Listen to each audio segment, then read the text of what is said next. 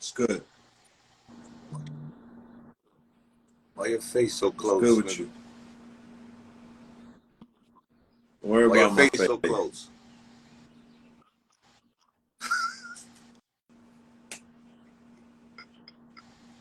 Come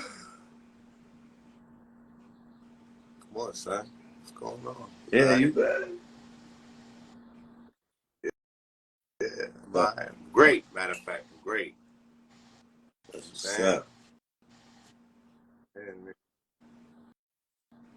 fucking good. And, it's So a good blessed. Monday. You know what I'm saying? Just Yeah, grateful to be yeah, here. yeah, You know, showing gratitude. yeah. Magical, yeah, magical Mondays. You know, Mondays are made for full displays of gratitude. You have to circumvent the spell of, Mondays being anthemic, to the rest of the week, because this is how you begin your week. You have to begin it strong. We have to even eliminate the word weak, because we have to foresee that the energy is going to escalate. You're going on Right. an escalator up, not down, right? I mean, Um, every it's single, always great yeah. to start on the Hmm? one. I mean, the one and the two is always, uh, Yeah, but that's the thing, that Monday is not the one. That's why Monday begins the week. Because if you start out on things that are non-foundational, you're always going to start at a disadvantage. So that's why the one begins one with and the the two. sun. You know what I'm saying? Yeah, from my understanding, is The sun, right? it's the You sun. start strong And on Sunday, the moon is the father, then it's the mother. right? No disrespect to mama. And let's play the, what Right, came first, the chicken or the egg. right. And Respect for then the you set family. the tone on Monday. We know that Feel me? You set the tone. say Right. You get the one and house the in two. order on And then on Sunday. Sunday, when you step out, you set the tone for the rest of the days following that. So there shouldn't be a Monday anxiety or like, uh, I don't want to be here. No, Sunday should be that day that you're preparing. You put a schedule together. You put some tasks that you want to knock out in the next 7 days, and that Monday you should smash it. And the rest of the rest of the other days after that will, like you said, it will follow that sequence. That's why Mondays are so important, Absolutely. that we step out on the two, and we do our decoding, we break things down, and then we let the rest of the days tell the rest of the story. You know, and Yeah. That was you. That was like a pitch for Melanin Mondays or something. I like how not you at did all, that. not at all. Oh, Yeah, sounded like it. You was market Mondays. learning and shit. It takes so long. But yeah, um,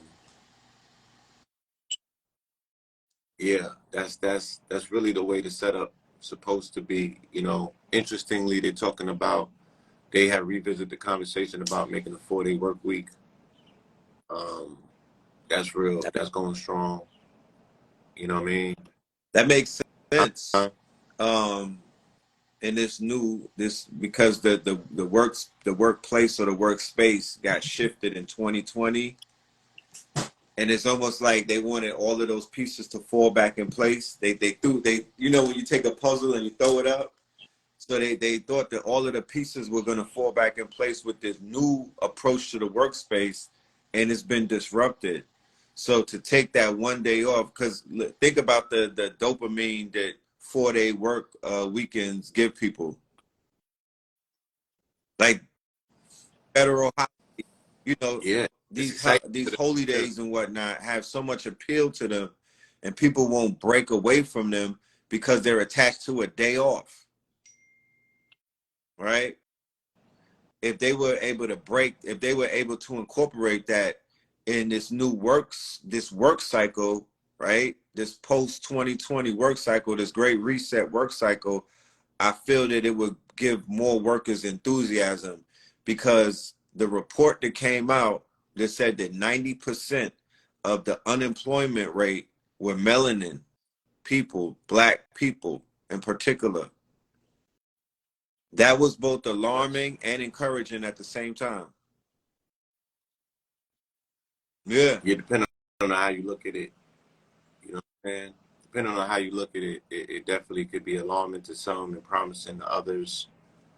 Um, but yeah, nonetheless, these statistics are real. My You feel question me? to the statistics would be where can they bills? Yeah, I cannot relate. I I work seven work days a week, 25 so hours and 8 days a week. That's what it yeah.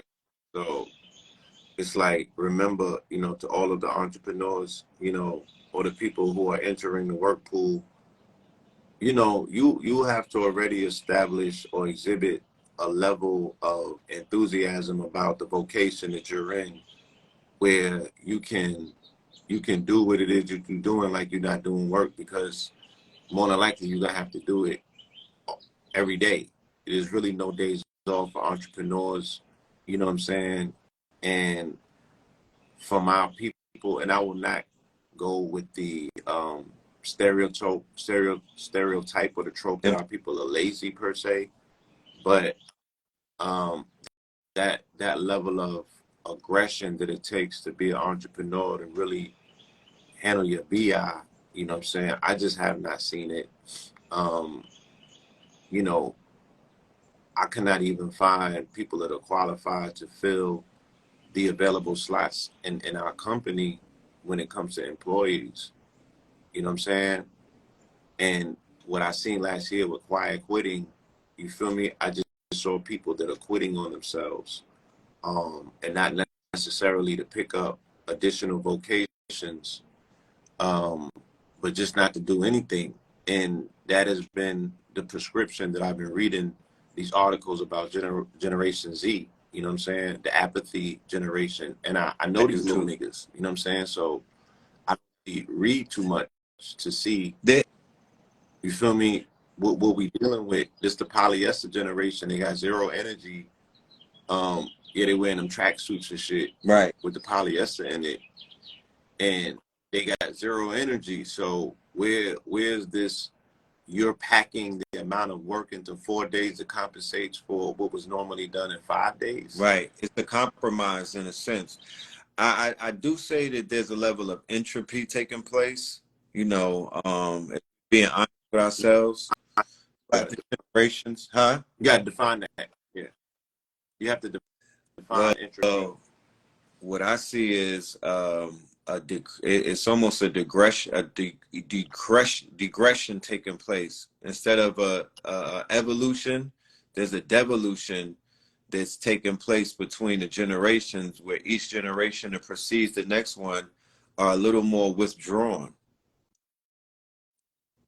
and, and the enthusiasm and the engine that drove other generations to do what it is that they did, it doesn't apply to generations that precede them. However, there's a change that's taking place in the mentality of what just work is, period, amongst the generations.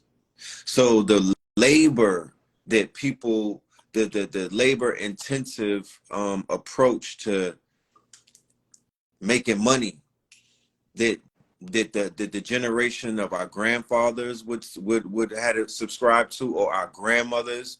And when I say our grandfathers, I'm talking Yes. about the one who would till the soil. I'm talking about the grandfather that had superhuman strength.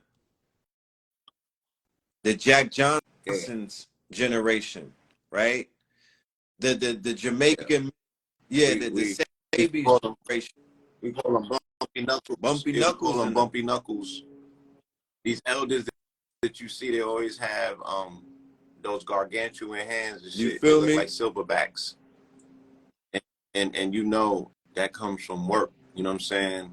There's a reason that is, when I got to Detroit, I call it the blackest city that I've ever witnessed, and it was because of the blue Right. collar nature of the city. What I seen with melanated men's knuckles, the elders especially, the ashen Then knuckle double effect. elbows. You know what I mean? They get.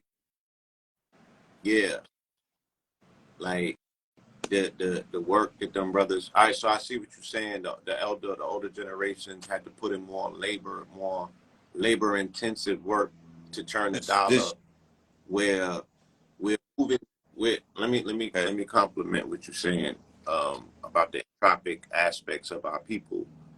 So entropy, we can say, all right, now people are less apt to use their bodies and more apt to use their minds. So the less that you use your body is gonna you lose it, you don't lose it, you yeah, and what's yeah, the word? you don't Entropy, lose it, you lose it.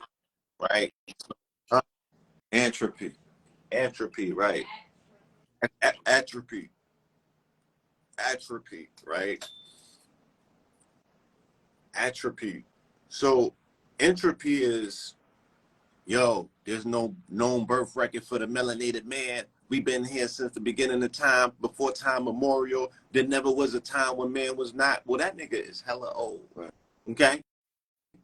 And at some point, because of that perceived age that you can't put a number on, shit starts scaling the Right. opposite direction. Ooh, Entropy that you niggas have been for so long and been doing it, that now you're getting into a state of amnesia. You've been doing it it's a so cooler long that you forgot how to do it, phase. because yeah, you're going into entropy. You're cooling off. You're no longer in your highlight years. Look, You're dwindling Sir Bay years.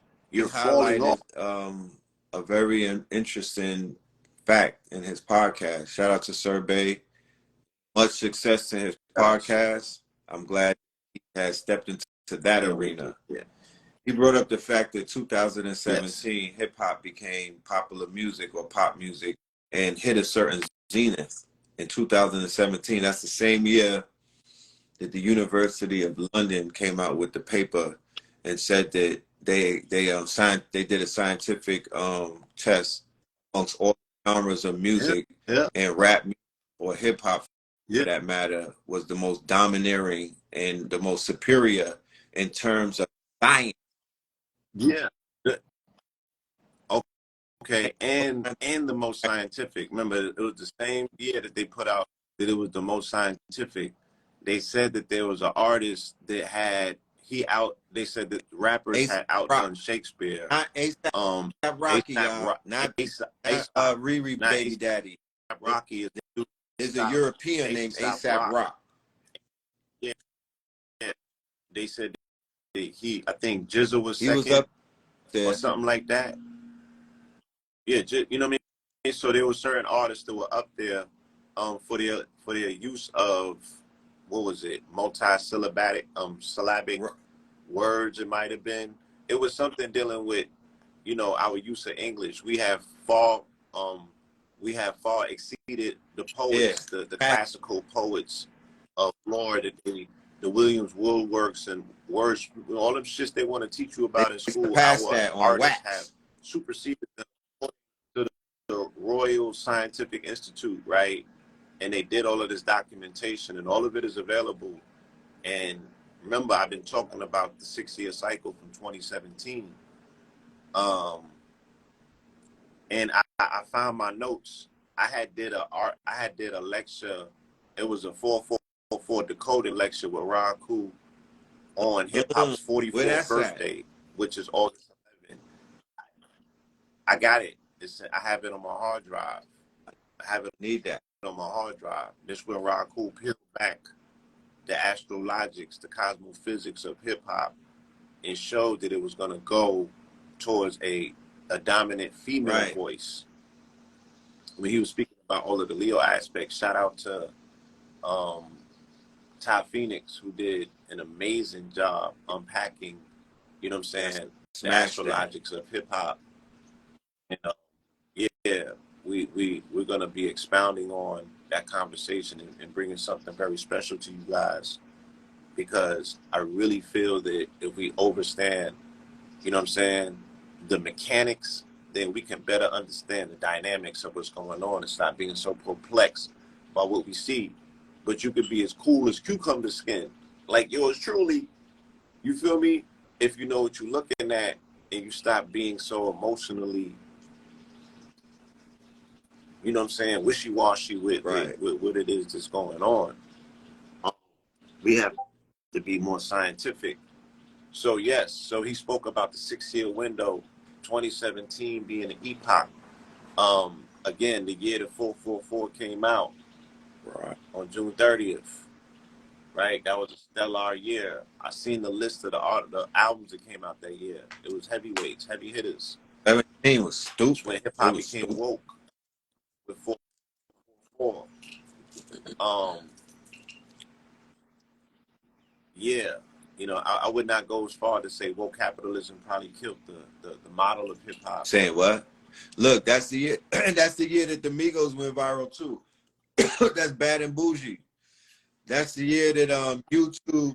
That's the year that YouTube became dominant when Liar Cohen went over there. That's the year that YouTube became synonymous with music, because prior to that, in the range of 2014 and 15 and 16, when we were doing YouTube in Harlem and lives and everything in the platforms, it wasn't as synonymous with music back then as it was when Liar Cohen took the reins and abandoned the music industry and incorporated. He married the music industry with technology, the same way that Dr. Dre and Jimmy Iovine married technology with Apple Music and Beats with Interscope. You know what I'm saying? That was the first merger right there. So the Beats headphones and all of that shit, but that gave birth to Apple Music streaming service. You understand? That was a marriage that ushered in it completely shifted what you know as the business model in the music industry. But this merger right here was significant. So Liar Cohen finds himself leaving 300 and going to YouTube. First to artist on 300, Fetty Wap. Niggas in New York is like, yo, oh shit, where did he come from? How the fuck is he on the radio? This nigga singing about Trap Queen. That's you know what I'm saying? That I find that strange. We don't usually hear this on New York radio, right? If anybody remembers in their mind, if you have that memory where you could go back to when you first heard Fetty Wap, that was an anomaly. Come to find out. And I'll tell you what year it was. Yeah, it was 2015. Come to find out, that's Liar's first artist. 20. Yeah. Wow, I didn't know. He cut his teeth with Fetty Wap, and all of the money that they made off of those 5 Fetty Wap singles that went damn near diamond and whatnot.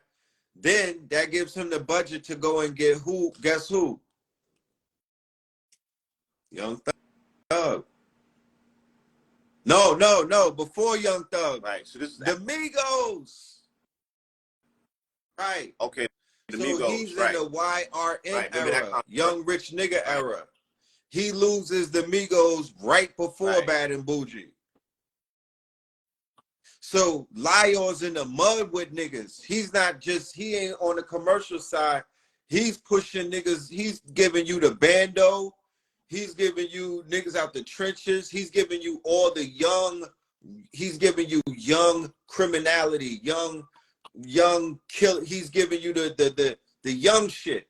Yeah, the underbelly, undercutting the older artists that he helped to big up. So the OGs, he abandons the OG artists, all of the old heads that they're ushering in now in the hip hop 50 and whatnot. Roll that nigga out for one song. Half a song. They got the fucking the accessorize pulling up with the gurney, right? With the fucking drip, right? They put a nigga, they take a nigga off the drip and then put him in some fucking Gucci drip. They got like, yo, right? With the fake jewelry going on. They put them niggas in. They put them niggas in every outfit Bad Bunny turned down.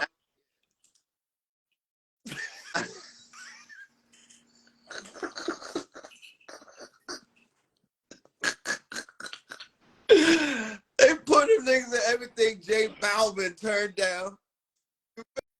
feel me? And then they wheeling out all of the hip hop pioneers for half a song.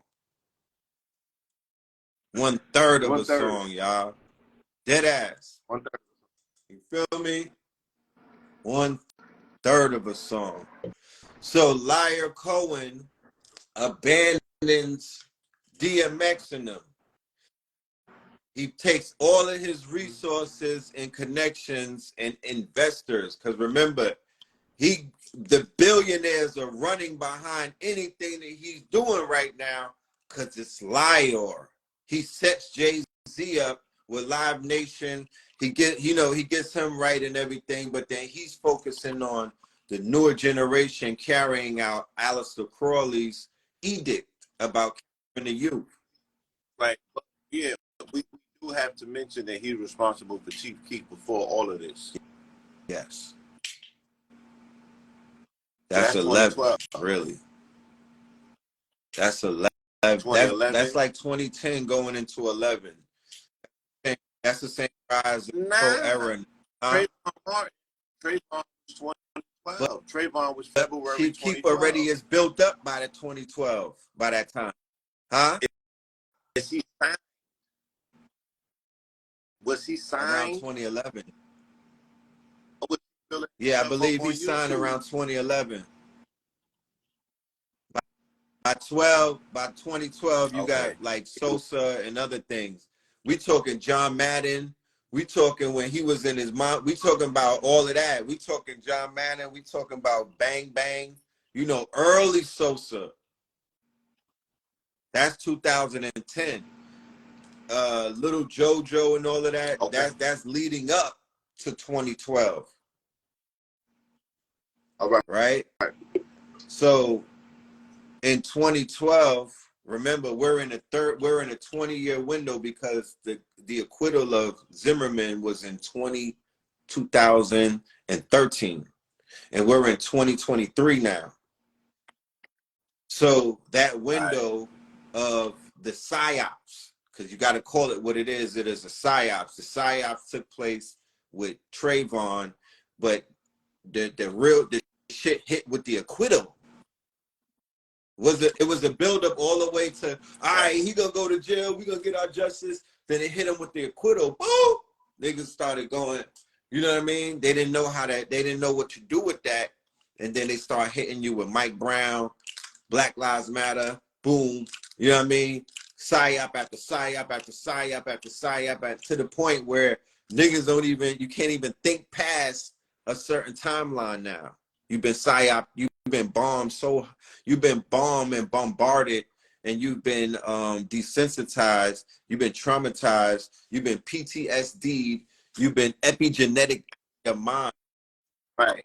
And like somebody points out, and on the upper echelon scale of it, you had Jay-Z cooking with Abramovich, the spirit cooker, right? So what project, Cosmo Baby and all of that, that was Magna Carta? Okay, so Magna Carta precedes the pre-444. Remember, he said that. Yeah, I said that the other day. It is the so Blueprint, starting with Blueprint 3, that begins his foray into occult esoteric. Yeah, Kingdom Come is right after that, right? Right. So I wouldn't even can you even call that woke? It's more occult hip hop, esoteric occult commercialized. Remember Blueprint 3, it was the cover of what DVD that we did. Okay. Blueprint 322. Right. So 322.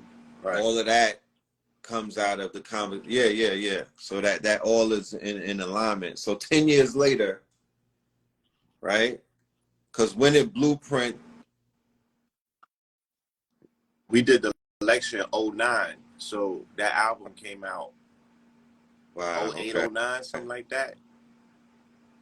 So we can't even be like, 444 was the first woke album per se. The foray had already started back then with shit like that. But the culture had not mitigated itself to the dichotomy of consciousness / you know what I'm saying, versus wokeness there was a middle ground, and he was the one to tread it because he had his foot in consciousness, and his shit was definitely a cult. You know what I'm saying? With some elements of wokeness. I say 444 is the first woke album because that's kind of when he steps outside of his esoteric elements and tries to become more mainstream and responsible. You know what I'm saying? It was a Dear John letter to his boo with a lot of other grown tropes. You know what I'm saying? Financial response. I mean, that was the beginning of the wave of financial literacy because Ash Cash was the first one. He wrote the book, right? He wrote the 444 book. And then to me, he was the one that heralded the beginning of the opening of the wave that started, that ultimately leads to EYL and everything else that you see in terms of financial Right. literacy revolution. So yeah, so Jigga Man kind of, he spawns that. You know, we You understand. know what I'm saying? Yeah, The the woke book of Hove, the exhibition at the Brooklyn Library. Yeah, it's a website. Yeah. So the way that they remix the way that they're telling the story and shaping the narrative, Yes. and using the poetry to establish the hero's journey, it's remarkable, bro. It's Shakespearean, and Yes. he's giving the Yes. blueprint out. You know what I mean? He's giving a blueprint Yeah. for man to turn into God from anybody who comes from the anti-hero or the nihilistic approach, and you could show that you've become, you know, that you immortalize yourself in this reality. It's not about right or wrong. It's not about good or evil. None of that shit. It's all, and you people look at it through a religious lens or a quote unquote a lens of that's been programmed through national principles or whatever. No, it's none of that. Keep in mind, pay attention to who the immortals are and read about, you know, and get more into mythology. It's the people that are on the hero's journey. It's Paul turning into Saul. It's Saul turning into Paul, and vice versa. Right. Because it's also about the hero turning into the villain.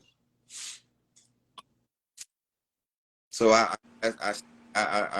yeah, I know what I'm saying.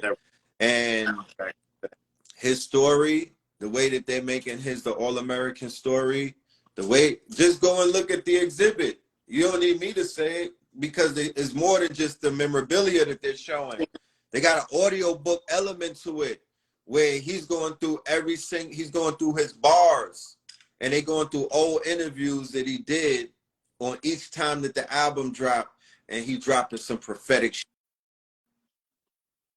He's absolving himself. Yeah, I mean, I would tell everybody, if you haven't read Decoded, you should not be having conversations about decoding. You know what I'm saying? You really have to understand the methodical thought process of someone who has had their grip on the game for over 20 years and who has steered it into, you know, a very occultic place responsibly. Think about it, Blue. Like,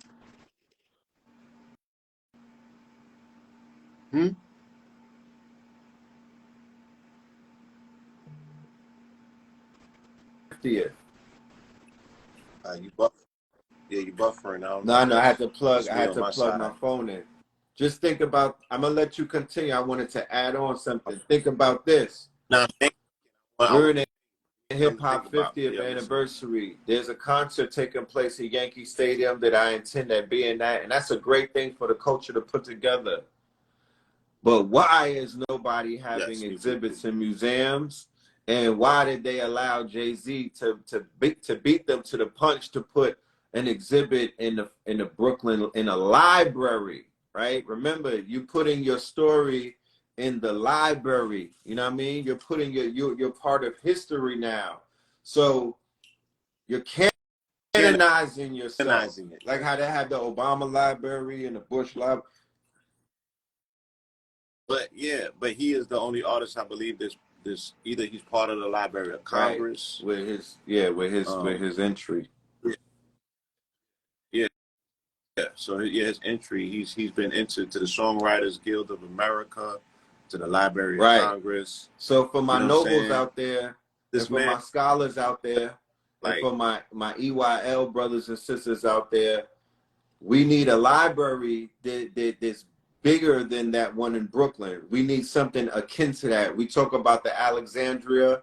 You got AI helping people write books and stuff like that, and there's AI that's decoding ancient texts. We need a yes, library so we could stunt like how they stunt. We could do a library with volumetric walls and whatnot, LCD fronts on the screens. They got that nigga's lyrics on the front of the library. Dollar Cabs is they crashing on do. Flatbush Yeah. reading the God's lyrics, bro. They got bars on the front of the library. That's how you celebrate the 50th. That's how you make Brooklyn a, huh? at the juncture of Eastern Parkway and Flatbush. On a junction. I don't, fat family, y'all. That's the energy grid right there where that library is. That's the point. Anybody in New York on this live right now, please co-sign what I'm saying. The Brooklyn Public Library, that's on an energy grid on a fucking point. Yeah, when we travel to New York, which is very shortly, I will document and kind of do a light decoding of that particular area. Across the street from it, they have the 4 pillars that inaugurate the entry to Prospect Park. But these were built during World War II. So inside of the pillars is a nuclear shelter. There's a lot of things that people don't know. These copper pillars with the eagles on top of them, with the eagles holding the fasci. You know what I'm saying? Then you got the entry to the park. Then that's a whole circle. It's called Grand Army. What is it? It's Grand it's Army all Circle, about war in that right? circle. So, Grand Army yeah, Plaza. the war. Shout out to the Grand Army Acre Plaza, boys that but pulled Brooklyn. up. Yeah. Acre Shout boys, out we need a library, God. We need some. We rather get we need some land so we could build a library like the one in Brooklyn.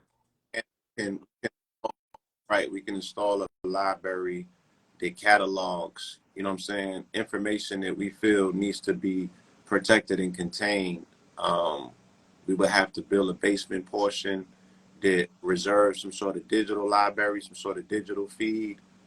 Um, Again, man, I remember my days going to the Lucis Trust because I attended the lecture this past weekend, and Jonah Bay was speaking about the good old days when you had to actually go to these private libraries to get this information that's so readily available that people are seeing on TikTok. And that's what's up. That's dope that you getting to see facsimiles of stuff coming out of the Library of Congress. But when we were researching back in the days, you had to go to the Library of Congress, and it was rooms that you could access if you knew Hebrew, if you knew Latin, because these documents were only written in those words. So he was attesting to that. He was speaking about 55 Water Street, the 5th floor, where everybody's birth certificates and, you know, your slave documents are held. Underneath 55 Water Street, there is trillions of dollars of gold from the floor to the ceiling that span from Wall Street 2 blocks all the way up to the World Trade Center. And you will remember, if you remember, during 9/11, they simulated a scene out of Die Hard 3. The police and the firefighters were fighting in the basement The gold was in because the they basement. found the gold Yeah, bars. 55 water. The gold basement. So, no, it stretches from To the 55 water all the towers. way to the World Trade Center. Towers. But when they were evacuating the World Trade Center during 9/11, they came across the gold and they was fighting for it because they were filling up garbage, dump truck. big garbage disposal dump trucks. Yeah, they were filling them up with the gold bars. So that's neither here nor there. I say all that to say that information is so important, it's coveted, and there's so much truth that's coming out right now. It's a deluge of it.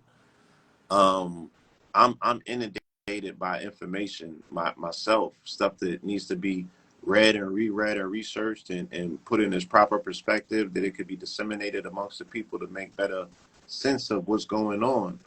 There's layers upon layers upon layers. So much shit going on. in Yeah, eight, it's in so 8 days, going y'all, on. because it'd be so much going on, I would forget. In 8 days, me and this man next Tuesday at 7 p.m. on 777, join us in our ritual. We haven't done anything in the second quarter of 2020. Me and you haven't done nothing in 23 together in this Jordan year. I don't think me and you have done a lecture together. So next Tuesday, huh? We did in Rome. Oh, We did Win in that was Rome in 3. 23. It don't seem like it, but yeah, it was in February. We did it on the Okay, 44th day. It was so February matter 13th, of I fact, believe. yeah. So we did something in the first quarter of 2023, and we smashed that. That was First, powerful. We yeah. bodied that. We need to follow up Win in Rome 3 because well, we are following it up with this. But yeah, a lot of things have taken place since we did that. But what we are Yeah. going to be presenting I this got Tuesday coming up, not tomorrow, but next Tuesday, the 25th, which equals 7. So on 777 at 7 p.m. only on Zoom, because the things that we'll be talking about and the videos that we'll be playing, the content that we'll be exposing, can't do it on YouTube, can't do it on Instagram, can't do it on any of the Zuck and the Cuck and any of those networks that you know that those people be in their feelings. So we'll be on Zoom, right?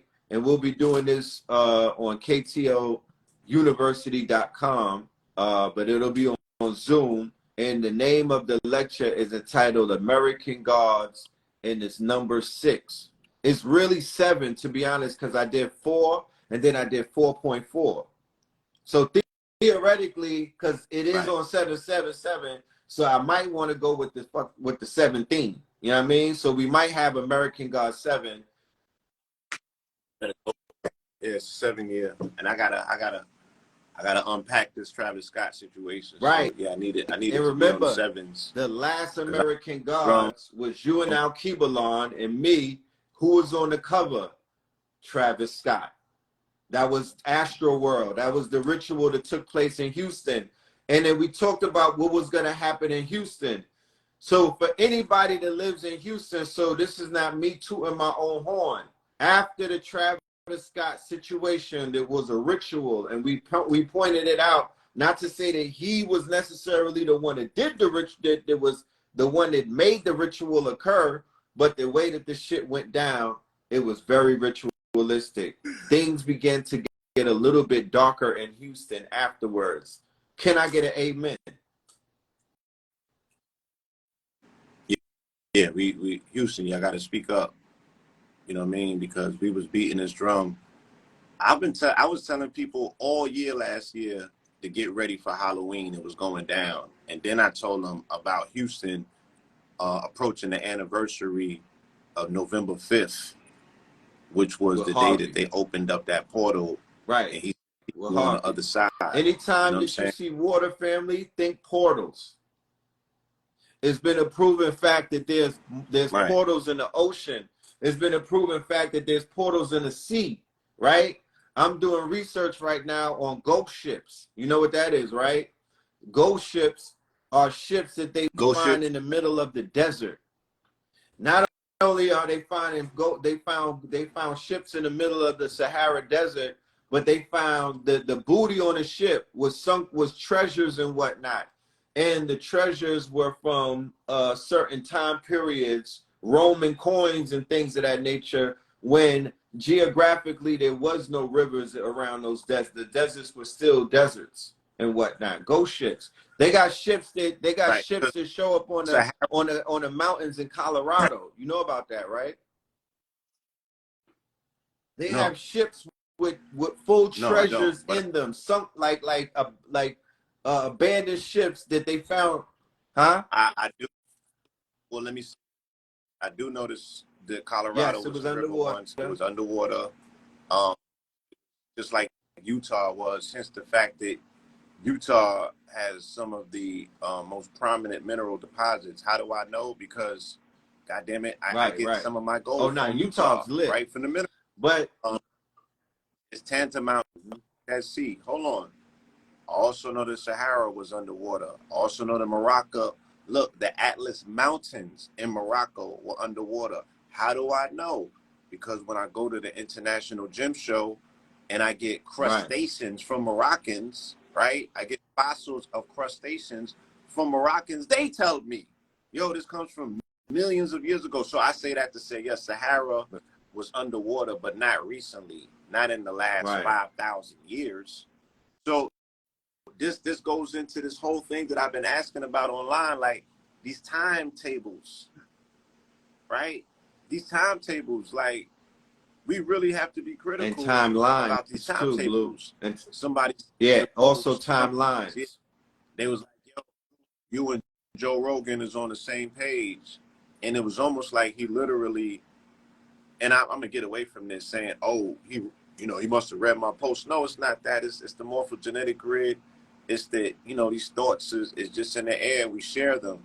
But he put a post up about, once again, science came back and they said, oh, we found out that the universe is actually 2.67 billion years old, and that I saw doubled the time that. that they originally had it at. They'll be back within 2 years and saying that it's actually 4 point something billion years old, because that's the narrative that I got. I'm like, you know what I'm saying? Or 40, yeah, like 44 billion. It's gonna be like Right. 44.4 billion. You do know that, right? Yeah. You do know that, right? Okay, yeah.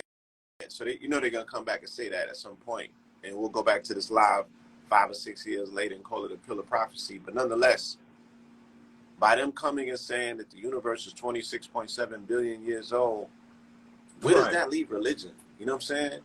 And why does religion allow science to rival it so much and bury it? Because they cancel one another out. Science is its own religion, and they have their own Right. priesthood, right? But it's still all controlled by the Vatican. Shout out to Reverend Valentine. He's been pointing this out Right. in his flat Earth lectures.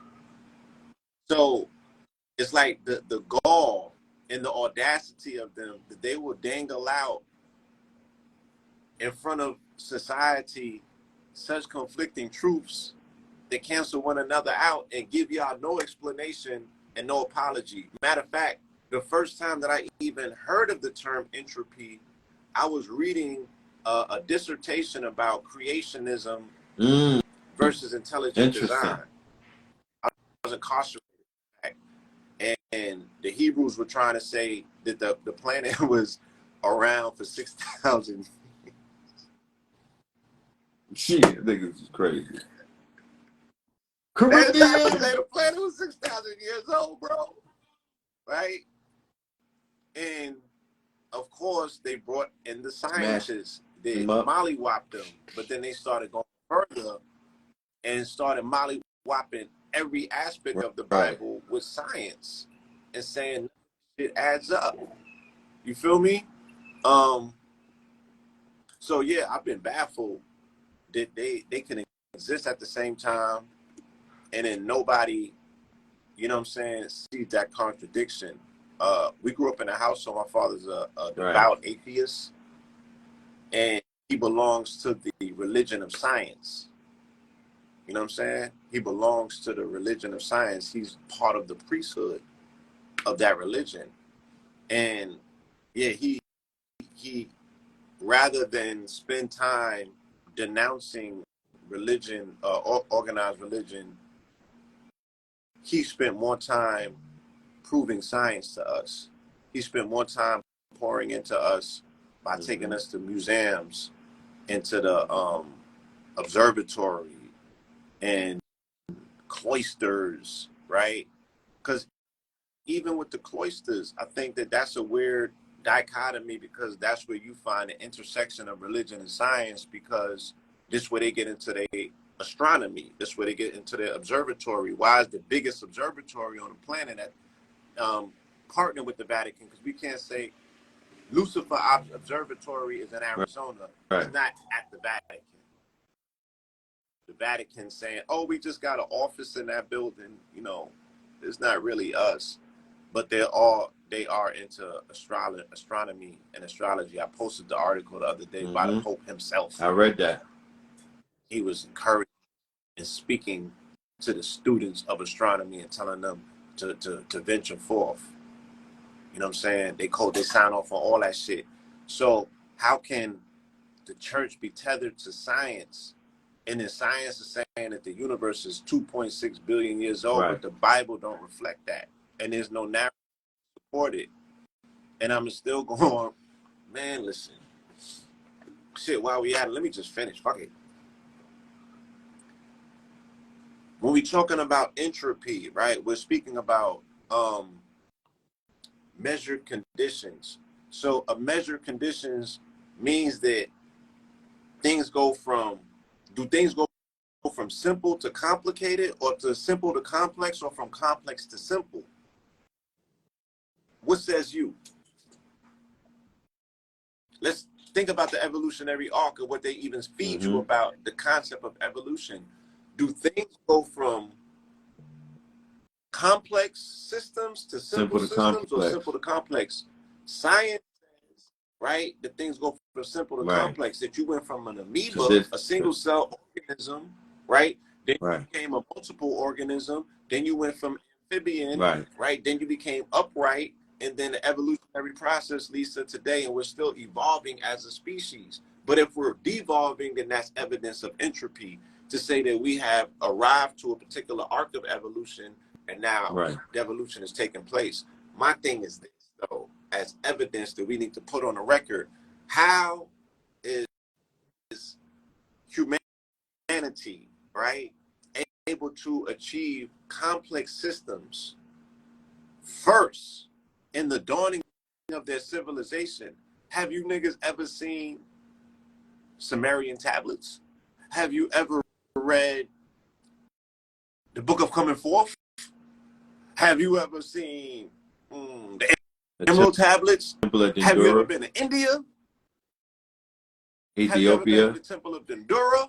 Have you ever been to Ethiopia? Just at the Metropolitan Museum, when we saw when we saw all of the Indian and the artifacts coming from India, yo, bro, you seen the detail on the shit that came from India? How can an ancient people, right, who were still in the evolutionary process, achieve this level of art and architecture? And architecture is a demonstration of enlightenment, of intelligence, right? It's their understanding of spirituality to such a degree that they've mastered it so much that they could put it in architecture. And the architecture's 3,000 feet tall. You ever seen the mountain when they call Buddha in it? Yeah, it's crazy.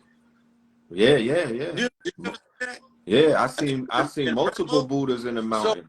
So, how can you go from? Have you ever been to Arizona, Sedona, and seen the goddamn artifacts that are so old that they look like mountains? Huh? Did you ever seen the face of the Buddha in Sedona? So this shit has to be at least 50,000 years old. Machu Picchu? Oh, you ever been to Machu Picchu? Have you seen the do you know, nigga, have you ever read the Mayan calendar? Have you ever read the Mayan Factor? Have you read anything by Arguelles? Have you read anything by Jose Arguelles?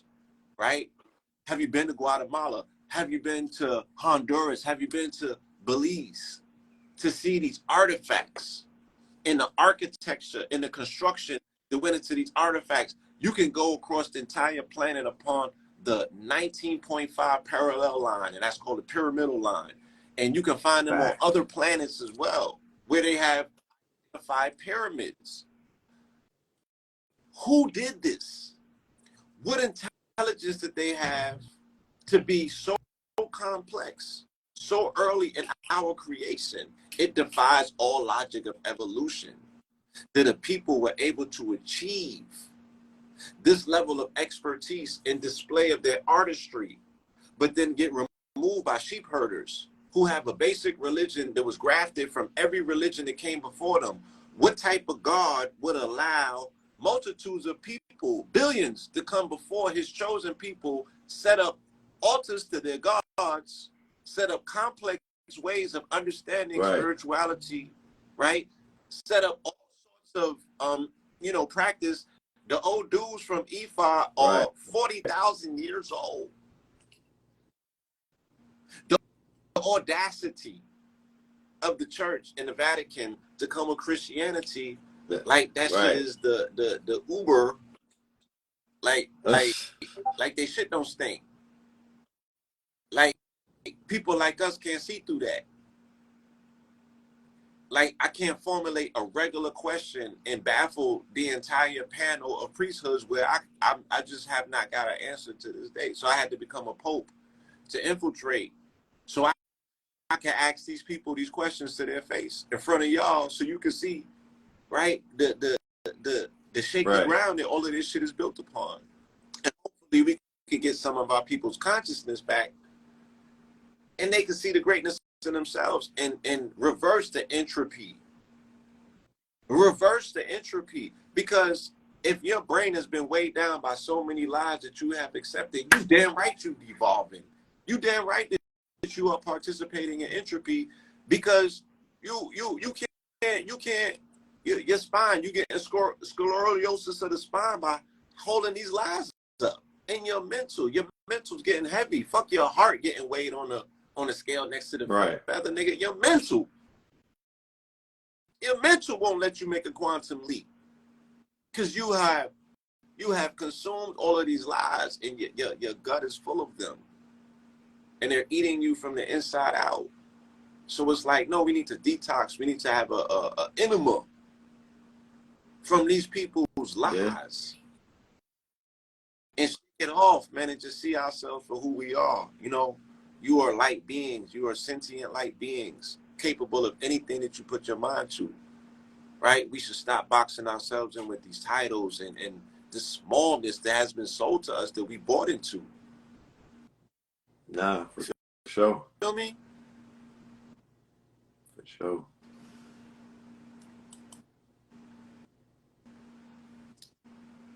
So, yeah, we got a lecture coming we're going to up. cover a lot of stuff next Tuesday. The link is in my bio. It's ktluniversity.com. We'll be doing a show tonight on Melanin Monday, and we'll be campaigning all the way up into the day of the lecture. You know what I mean? I know it's last minute, but we got to get this information out, because us just sitting on it, we got it. Nah, that ain't how it works. The magic in what we're doing, because data is gold, is that we're really just creating gold. That's how me and my brother, we're creating gold out of thin air. You know what I'm saying? We're creating value. We're creating worth by creating data, by time stamping the conversation, because I would encourage everybody that's on the line right now. This is 2023 that you're living in. This year is going to be seen the same way that in hindsight people are looking at 2020. You sometimes sit back and be like, damn, if I knew a few things in 2020, I would have did it, because you know how lit that year was, how many breakthroughs happened that year. You can't get it back. An article just came out and said that $200 billion was caught with PPP alone in 2020. 200 billion, my nigga. Look, yeah. And my thing is this, family. Once again,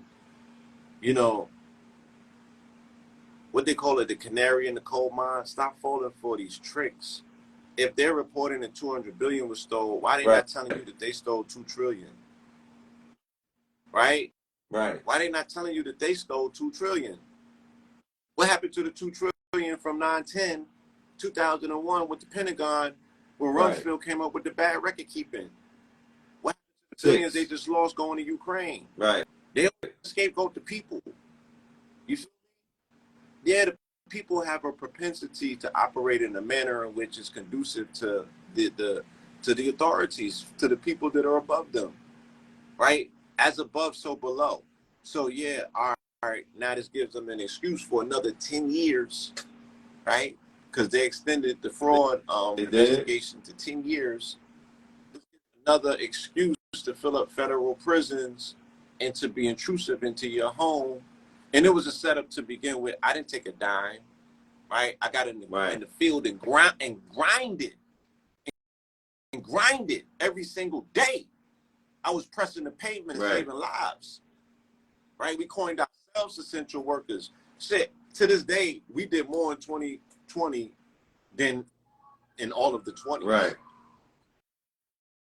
Nigga, that shit was super active. I'm still attempting to figure out how do we fit all of that activity in 2020, my nigga. Like, we literally did the most. And amazingly, you know, 7/25 will be the anniversary of the first lecture that we did in 2020, which is DMT, dark matter timing. And July 25th is also the day out of time in the Mayan calendar. It is the 0 day. It's the reset. Because the Mayan calendar ends on July 24th, and then there's a day at a time, which is July 25th, and then it resets on July 26th. And last year, July 25th, the Pope came to Canada and got his head chopped off by the 4 chiefs who put the bonnet on his head and knocked his kufi off and effectively ended the reign of Rome. You know what I'm saying? Yeah, this year you saw after our election, after 44 days after winning Rome, they denounced doctrine of discovery. The motherfucker. That's unprecedented. Ever. And we ended our lecture saying that the only acceptable means of remedy that they can make to keep this motherfucking foot out their ass, right, is to denounce the doctrine of discovery, and they did it. But we still not gonna let up. Still not letting up. You know what I'm saying? Because they still gotta go, they gotta repudiate it, they gotta remove it, and then they have to remedy the indigenous people around the planet who have been done a disservice by the church. It has, nigga, you trying to get reparations from states. I'm like, no, your reparations is supposed to come from the Vatican. They're supposed to come from Spain and Portugal. They're supposed to come from Britain. You feel me? And then go for the corporations that were associated with them. And then go for the state. You know what I'm saying? Like, your claim can be passed if you come with a class action lawsuit as indigenous people around the planet and take it to the international courts and utilize what's called the UNDRIP, the United Nations Declaration of Rights for Indigenous People. You have to come under the banner of indigenous. So you're not going to get remedy going to international courts showing up as black. Oh, nah, you better not even play yourself. Those, because I ain't, I'm going to unfollow you. Anybody that go in the name of black, I'm going to unfollow you because that shit finna be uglier than, who ugly? Who ugly? Who you say is? It's going to be uglier than who? I think everybody's, okay, see, I knew you was going to be politically correct, nigga. Ugly like a roach. Let's just leave it at that. You're going to be ugly like a roach, right? But check this out, because God don't like ugly, right? Because we'll let God decide who ugly is. You know what I'm talking about? And this is how God deal with ugly. I'm going to just show you real quick. This is how God deal with ugly. First of all, this is what ugly look like. Oprah Winfrey, spiritual healer, João Faria was sentenced to 99 years for raping girls and accused of baby trafficking, right? That's what ugly looked like. But real quick. Let me tell you something about him when you finish. This is what ugly looks like. Unprecedented heat wave. Morocco and Algeria record Africa's highest temperatures, right? So think about it, y'all. We're talking about Africa now, right? So on the whole continent, they're saying that Morocco and Algeria, Moorish provinces, right? Because this whole thing about this heat wave, also with the way that the sun exploding, everything with this 40-year window, this is about a time cycle. This is about a loop. This is about the never-ending story. This is about something that that's been going on. Shout out to Shout out to the God, Kibalon. our Kibalon. You know what I'm talking about? He was the one who was standing with me when I told y'all about the Corona Right, rising in right, 2020. So right. I never. Shout out to it's another brother. He do his own thing. Right. Tonight we're gonna get further What's into his the name? slideshow. I'm just giving y'all. This is the pre-warmer, y'all. This is a pre-warmer for later on in the show. A grid collapse will make a heat wave far deadlier. So they're talking about the grid is being pulled on so much in America that you might get a collapse, right? You got a second heat wave of the summer hitting Sevilla, right? We just gave you Algeria and Morocco, where the Moors are from, is heating up. Then Sevilla, where the Moors fell, right? And you're in Spain and whatnot, right? That shit is turned up. But to really bring it home and to show you how God is talking to us, right? They're calling the U.S. heat wave a self-perpetuating monster, right? But this heat dome that's covering America right now came from Europe, right? And guess what they're calling a heat wave in Europe, y'all?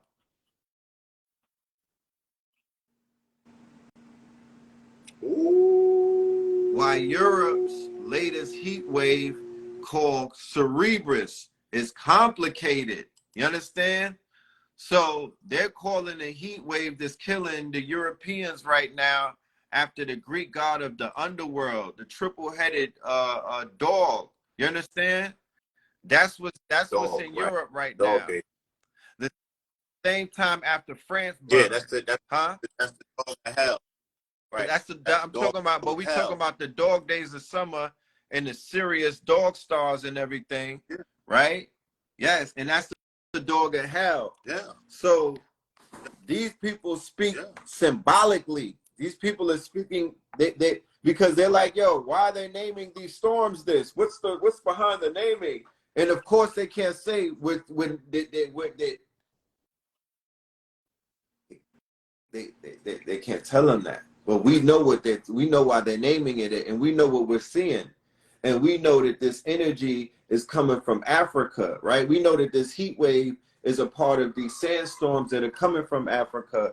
We know that this sun, this waking up, is cooking parts of this planet. But So they, yeah, huh? yeah. Solar Solar maximum, but it's in the maximum. I'm people. gonna bring my. It's the people heating up. I'm gonna bring. Nah, I'm not. Who you telling? You Don't telling do who me this? like. Don't do that. Don't try to. Okay. Listen. Look. I know you at the all-white party with Mike Rubin and whatnot, little baby. But don't act Hollywood on me, bro. Don't act new. Don't act. I know you ripped me out the plastic. You've been acting brand new. Look, Lotto. You know what I'm talking about? Don't do that.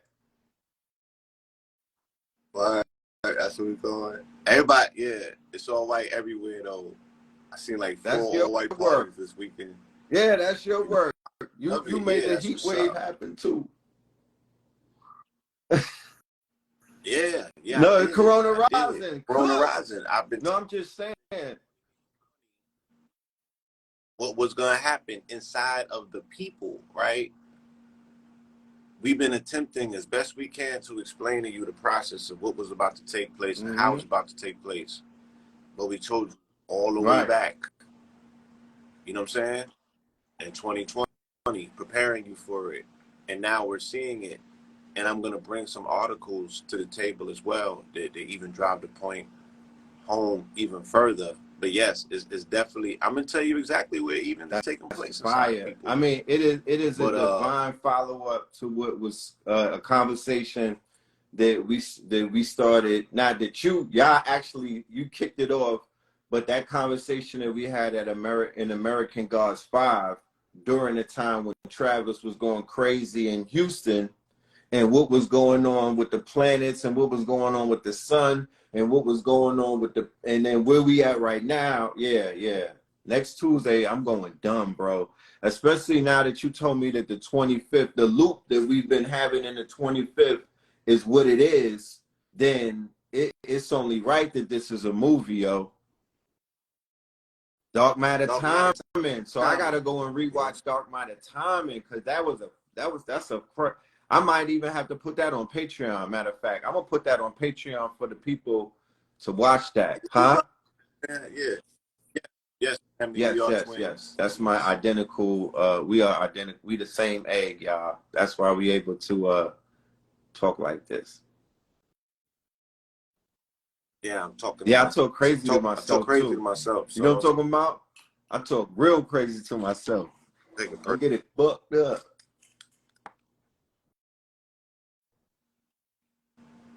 Yeah, shout out to my homegirl India. She said that Ooh, she's it's out in baking out Phoenix. there. Yeah. Shout out to Will I Am, Hall Bottoms, and everybody else that's out there in Phoenix. Y'all almost had me. They almost had Y'all you, niggas Blue. almost had You was me. gonna be a part of that. Y'all You was gonna be in the almost had. walk. I would have figured it out. I would have figured it out. You know what I'm saying? Because I refuse to be out here crying and complaining about the sun. You feel me? I'd have figured it out. My baby probably would have been.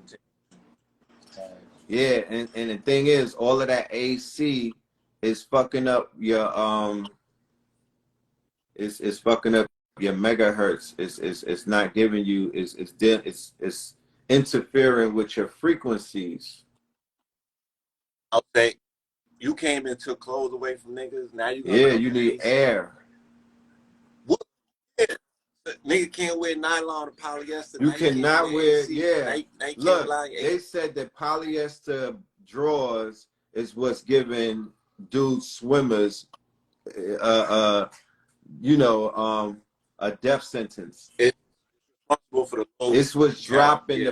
now that I understand why polyester is tied into the drop in the sperm count in men and also cancer in women, because polyester on the body is death to your frequency, death to your Yeah. vibrational frequency. And polyester Right. is the byproduct of It's a petroleum, right? synthetic. So think about Rockefeller. Think DuPont. about DuPont, right?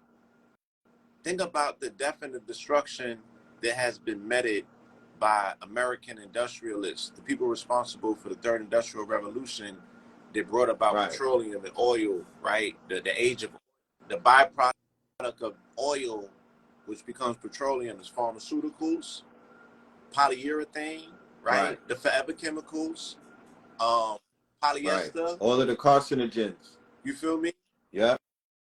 All the carcinogens. So they're responsible for Right. killing Big Mama, literally like Right. Mama, and then The killing Big planet as Mama, the well. Yep. planet.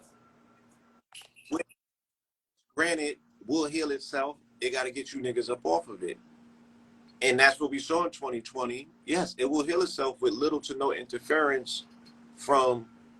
I'm about to get on my Morpheus shit, right? From its Right. viruses, the humans. Oh no, that was Agent Smith. You tell him viruses. Right. It's probably why Yo, the my AI is acting gonna say it is gotta gonna get come to save the planet. together. By the time we follow up the volumetric screens, my acting is gonna improve. Y'all don't worry about it. But yeah, I co-sign everything that you're saying. You know, it's crazy, yo. Yeah, yeah, shit crazy. You know what I mean? But thankfully there are solutions, and that's what excites me the most. I was telling somebody, when I put a Yeah. post up, I said Yeah. I'm the ratchet whisperer. I think I'm gonna go to clubs and post up, yeah, because I ain't there for the music. You know what I mean? For But the I'll be there algorithm. for the conversations. Yeah, for yeah, people have an opportunity to see us in real time, and us for have the discussion, you know what I'm saying, with the family in real time. It means so much to them, and it Right. means so Every much to time I us as hear well. something ratchet, Um, everybody know me there. So it's obvious that our crowd is our people are there. yeah, so I'm the ratchet whisperer. I go into ratchet places to have righteous conversations. You know what I'm saying, without disturbing the ratchet balance too much. It's like the acid and acidic balance. You can't even throw the pH off too much. You know what I'm saying? But you gotta be there as the ratchet whisperer for people, you you know what I'm saying, that need that remedy. So I'm getting overly excited about solutions, opportunity to bring forth new industry. You know what I'm saying? Like I said, my angle would be the linen undergarments. I'm working on my prototypes for linen tank tops right now. I'm gonna be the model for my own product too. You know what I'm saying? Because I'm back in And the I would gym. It's gonna be also, I would bring a in sugar. the, uh, Hold on. Yeah. Now I'm impaneling good brother Red Pill and giving him his assignment because he's wrapped up. You know, he's rattled some things up. So your assignment is gonna be to source the linen spreads, the bed sheets, and you know there's a word yeah, for it that I'm not landing it on. they They call linen it and linens things. in the hotel Look, industry. then they close Yeah, down linen linen and things. things. So they like Well, stop. they did. Yeah, Yes, we gotta alhamdulillah, find we could open the new linen linen. and things. So yeah, I was this old age until I realized that I've never slept on Never. linen. I I think I've slept slept on linen. How silk. you never slept on linen? I don't You slept on wool? remember it. Yes, Wool? Well, did yeah. right. Yeah, wool Because covering. Yeah, I wool, slept you on know, you wool. got to put wool in in a category akin to linen. I mean, Yeah. absolutely. Let's start someplace though, right? You could scale it up. You could do the No, I'm cashmere doing covers wool, at some point if linen, you want and to. cashmere. But yeah, the bedding, the covering should be linen. You know what I mean? Now we got to go back to this whole what is mattresses made of? The flammable agents of mattresses. Right. You know what I'm saying? Because I'm telling you, like different What about mattresses change a hip lot. Like mattresses? when I when I go to hotels and I'm on the road, I have a different sleeping experience than I do at home. Right. Right? So it's all worth But looking into. You know what I'm let me saying? interject, Blue. And For anybody that out there may not know that hospitals, right, and other institutions that are government, they have been using plastic mattresses, right? Plastic, not silly Posturepedic or anything that breathes. Plastic mattresses, and they utilize polyester sheets, right? So when you have people with bed rot, and when they have patients that come to the hospital and they're supposed to be laid up and they're supposed to be healing, if the hospital was really about healing people, the mattresses would be cotton and the sheets would be linen and hemp, right? And also the bandages and the sutras would also be linen. Okay, that's how patients heal. That's yeah, and no wonder all of that hospice is taking place because your energy actually goes down to zero, zilch. Polyester underwear don't breathe. So men, when you wear them polyester boxers, your joint can't breathe. You know, you're killing yourself. Got to get rid of that. so I'm thinking about different days of mine in the gym where I have exponential amount of energy and Right, other days that, you know what I'm saying, I gotta fight through it. Now I'm gotta back that I'm like, damn, that I have, you know, because I still got some cheap ass polyester drawers from, you know, our days right. in New York At when the we was wholesale buying the district. packs. I gotta yeah, I gotta get rid of all of that. You know what I'm saying? I gotta replace it and swap it all out with pure cotton, linen, you know what I'm Word saying? up. I could I really ain't went think back on days where I had bad days. Now that I really think about it, every day that I had bad days and I'm closing out the episode, I'm crawling out of something polyester. I'm it's a crawling fact, out of bro. something polyester. Thinking about it. And that even makes me tighter. Like, oh man, now that I think about it, bro. So Yeah, somebody There's a It's still good. polyester mentality right now. There's a polyester culture right now. There's a polyester population right now. Think about it. They gave Sheen, which is that the polyester giants out of China, the Rico. They brought Rico Suave on them niggas. Yeah, they brought Go. Rico on. Yeah, they gave them niggas the Rico. You feel me? That's how dirty they are. Fashion Nova, right? A whole polyester movement come out of that. And that polyester movement is like a reality show. That's So like when I hear Sukiyana, you know what I mean? Polyester wig, they got polyester hair helmets. No, huh? Synthetic, they yeah. got Yes, the the hair hair hats is hats. synthetic. You know, hair hats So is if something on synthetic. your So crown puts your shit at 0, right? Or zilchington, then what are we talking about? There's yeah, no there's no negotiating. negotiating anything that's gonna my energy to 0. But then that comes with educating people about the subtle energy bodies, because they Right. like, what energy? What are you talking about? They got taught about their 5 subtle energy bodies to begin with. You know what I'm saying? And how that plays a role and affects them. Again, we've been incapacitated by Western education and thought and just society, that they don't give us the full expanse, man. They're really not teaching the people science, you know, who they are and how to operate scientifically and move through the world. But we have to take education into our own hands. We have to teach. We have to demonstrate. You know what I mean? We got to be the example. Father, open up my hands. Father, Yeah, open up my hands. Education is in our hands now. AI is here. There's nothing else. You know, my cup runneth over. Education has been disrupted. yeah. Education has been disrupted. Point is something that Intellect has been disrupted. hurts. Once the people are onboarded Hold and on. they learn how to use this stuff, it's going to change the trajectory of, you know, how people are evolving in terms of at the pace that they're learning. Yo, somebody pointed What's something that? out and the shit hurt. Down to the do rags, bro. Damn.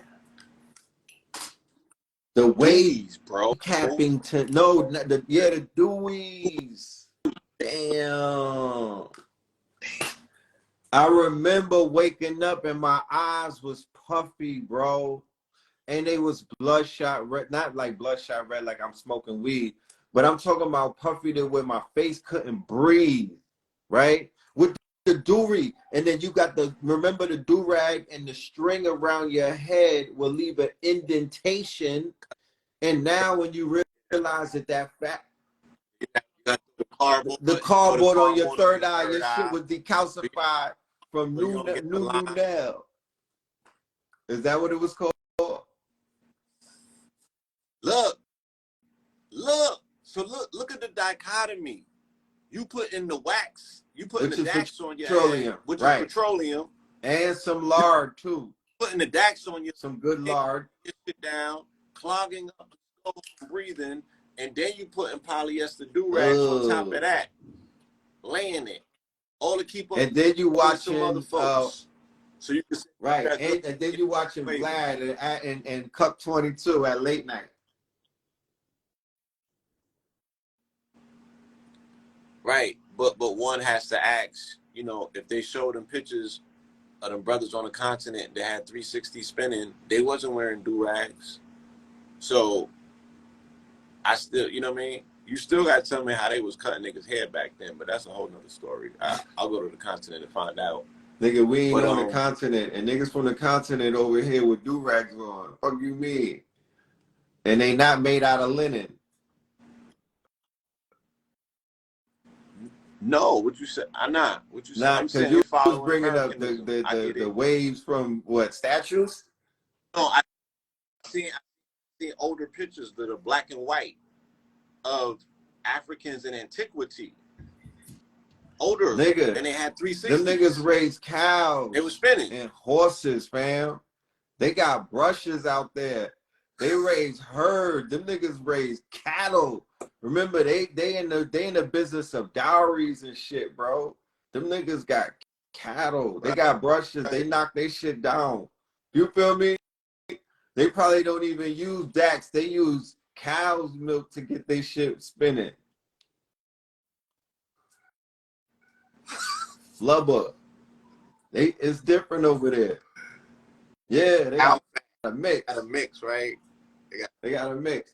Like you said, they came in, these corporations sold us petroleum and fucking Dax wave grease to put on our heads to stop our fucking brains from breathing. You understand? To stop our to huh? Going out. Yeah. Have you ever seen a nigga in Fortune 500 make with 360 waves? All them niggas opened up barbershops. It was like, like, think about it. That's yeah. Think about them niggas getting corporate with the 360s and they get pecked down by Becky. Them be the first niggas. Then they to pop go. up with Ashcrofts on. Right. Made out of what? Silk and rayon. You know the little Ashcrofts? You know that? Man. Yeah. Yeah, that. Right. That's the new virtual signal. Had his shit bowed up. Like, get it.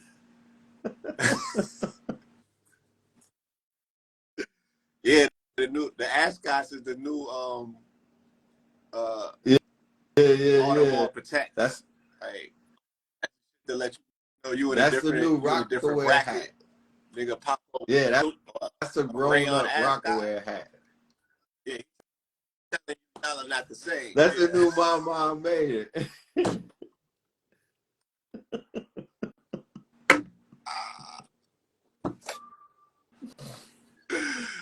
Oh, yeah, shout out to all them niggas. But yeah, just linen, my niggas, or the wool Ashcroft.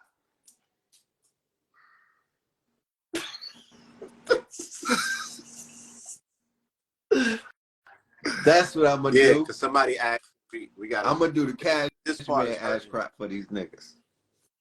Cause I ain't judging. Yeah, they said. Yeah, they said if it's not made out of the silkworms and whatnot, unless you got an operation with some Chinese niggas that you know, then you might be asked out because they said silk, rayon, and poly is a low frequency. I cancel. Yeah, they fucked around. I had to cancel an order with Alibaba. I had some silk coming at y'all niggas. I had some silk scarves about to drop. I had a whole bar set up with my silk and linen. I mean, I don't want to disrupt nobody's business. Let me just throw that disclaimer out there. I'm not coming out here to disrupt nobody's movement. We gonna figure this shit out, y'all. We in a lab figuring. You know, we doing our research. Claude, Bard, all of these other people are helping us. I'm digging. You know. Yeah. Yeah. You know, I don't want to be that disruptive, but I'm gonna be creating a dichotomy with the design. You said functional fabrics, Blue. So I've been coined that term. You know what I mean? So this is a moment that I've been waiting on. Because if you remember, I have been arduously attempting to put together my hemp line. You was on it, and it was always food, clothing, and shelter. And I was stressing the food and the clothing aspect as well as the shelter. Hempcrete, we can build out buildings and edifices that are fire-proof. Right. You could use the hempcrete on the islands where they be having hurricane season, like Puerto Rico. Yeah, and you build them in a dome fashion, circuitous, as opposed to 90-degree angles, once again, which are locking off the energy in the house and creating 90-degree angles. You want negative ions. You want to charge up your ionosphere so you could charge up the you could charge your voltage, you could charge, Right. So even coming into apartments, you're cutting your energy off in half, if not 0% as well. The homes that we live in are acting as not necessarily batteries, but whatever the reverse of batteries are, Right. battery Trapping our energy. incapacitors. We need If monolithic we domes. live in domes, yeah. If we do not live in domes or uh, edifices where energy can circulate, and I currently do not reside in one of those places, so I'm, as always, speaking to myself when I'm speaking to the family. But I do remember living in a situation that was set up where we curved the corners, and it was always cool in that place. I didn't have to turn on AC. There's an internal cooling systems where when you set your spot up where air can Right. circulate circuitously, then it's always going to remain cool, Right. and you're not going to have dust, because the dust is what's going to attract what's considered negativity or negative things. This is all based on, when you go down to the science of it, microbial issues, right? This is how you explain the science of sage and rosemary and jasmine and frankincense Real and myrrh. quick, the sister said that Yes, silk all is produced by the worm in Indonesia, y'all. So tap in with the silk from Indonesia that's produced by the worm. Because if it's produced by the worm, then it's a go. It's different than polyester and rayon. It is still it's higher than right. cotton. If it's produced by the worm, it's a definite go. So definitely go with the silk. Huh? Yeah, Yeah, that Silk Silk Road right Road, there, the y'all. silk trade. I thank you You got for it restoring back. my faith in silk, You got it, because I bro. was about to, yeah, that was the hardest part. I I got some silk mean, pieces I ain't shoot, break out she yet. just helped me with one. I'm about to, yeah, nah, you good, you good. The silk is a look. Yeah, yeah, you gotta get that real silk from the Indonesians. I would imagine it's not gonna be cheap. Right. It shouldn't be. It's silk. You know, silk are made. So silk is made for the nobles. So yeah, nobility. You know what I'm saying? Stepping into that space and that place where we're treating ourselves as we deserve to be treated. We're treating ourselves as we deserve to be treated. Nobody else is Nobody. gonna do that for you. Nobody. Yeah. So it's yeah, it hurts, because I know a lot of. Let me not even go into that bag, but yeah. But yeah, we all gonna level up. I know this information is gonna grow legs. It's gonna become mainstream, like a lot of other conversations have and deserve to. So yeah, let's just keep pushing. The best way to push the information is to apply it. So go and switch your drawers up. Go and get your drip. Add some linen pieces. Add some cashmere pieces. Add some wool pieces. And when we release some pieces, then it will follow the mandates of the science that we huh? They also told me, they also told me peat Peat more. moss. Yeah. Yeah, Okay. yeah, Peat. yeah. Peat Yeah. moss. You Yeah. want to Yeah. look into peat moss. Um, there has been some cutting edge developments in the world of hemp, where they have hemp blends. So there's hemp and cotton blends. I know Levi's was, um, they said it's going to take them 5 years. I read that article maybe 3 years ago. I don't know if they have mastered it yet, but there's a lot of companies that are Right. attempting to master the blend, where it's soft as cotton, and it's durable. You know what I'm saying? Because hemp can be a little bit thick and unmanageable, if you're looking for a particular, Mm-hmm. you know, Right. or what have That. you. But when all else, yo, get you some linen, get you some Right. naturally colored linen. If I wasn't white, I would show you niggas with the Right. powder That's why blue, what the I would orange jump look in. I would like. say. Feel me? With the gray, I got flavor Right. of the brown. I got, what I'm That saying, that that good crushed crush, brown linen. because you Yeah, could rock you could freak the linen, the thick linen, or really the thick hemp, like the Dickies style, right? Or you could do the heavy duty 10 ounce. You know how they got the 10-ounce cotton shirts, the heavy duty t-shirts, the oversized ones. You could rock that with the hemp instead, right? Because hemp is heavy and whatnot, but heavy duty shirts are the industry standard now. And then focus focus the heavy hemp on hoodies for like merch and hoodie season. And then Matter of fact, yep. And then when it comes to the linen is mostly light for the summer, you know, t-shirts, button-ups, of course, three pieces, you know, jackets, blazers, uh, and of course shorts, pants, and then you got yourself some cotton, you know what I mean? The cotton, of course, that's your drawers, that's your socks, that's your tank tops, that's your t-shirts, that's your sweatshirts, and everything in between. And yeah, and then you got cashmere hats, cashmere scullies, cashmere jackets, cashmere sweaters, cashmere button-ups, cashmere dresses, cashmere joggers, and then wool sweaters, wool button-ups. You see how Ralph Lauren did with those fabrics that I just mentioned and whatnot. So it's time for one of our designers to become, through cut and sew and through their own designs and the design language, to become bigger than Ralph Lauren, you know? so you know I ain't no slouch and shit. You know what I'm saying? I don't be just talking about things. I'm That's right. really like a That's manifester right. when it's getting in my bag. So I'm releasing my Oh, hemp hats. the You Naga, feel me? Yeah, yeah, yeah. Yeah, one day this week, you know what I'm saying? I'm gonna actually give y'all, you know what I'm saying, some of the this hemp. hemp. You feel me? Ooh, the Just hemp so you could trucker. get, just so Look, you could get alignment with where the times is going. So you're gonna get that pure hemp trucker. You feel me? You could get the that's red fire. naga. You could get the purple naga. You know, keep a line, drop the next color code and shit. You know what I'm saying? The niggas get in alignment.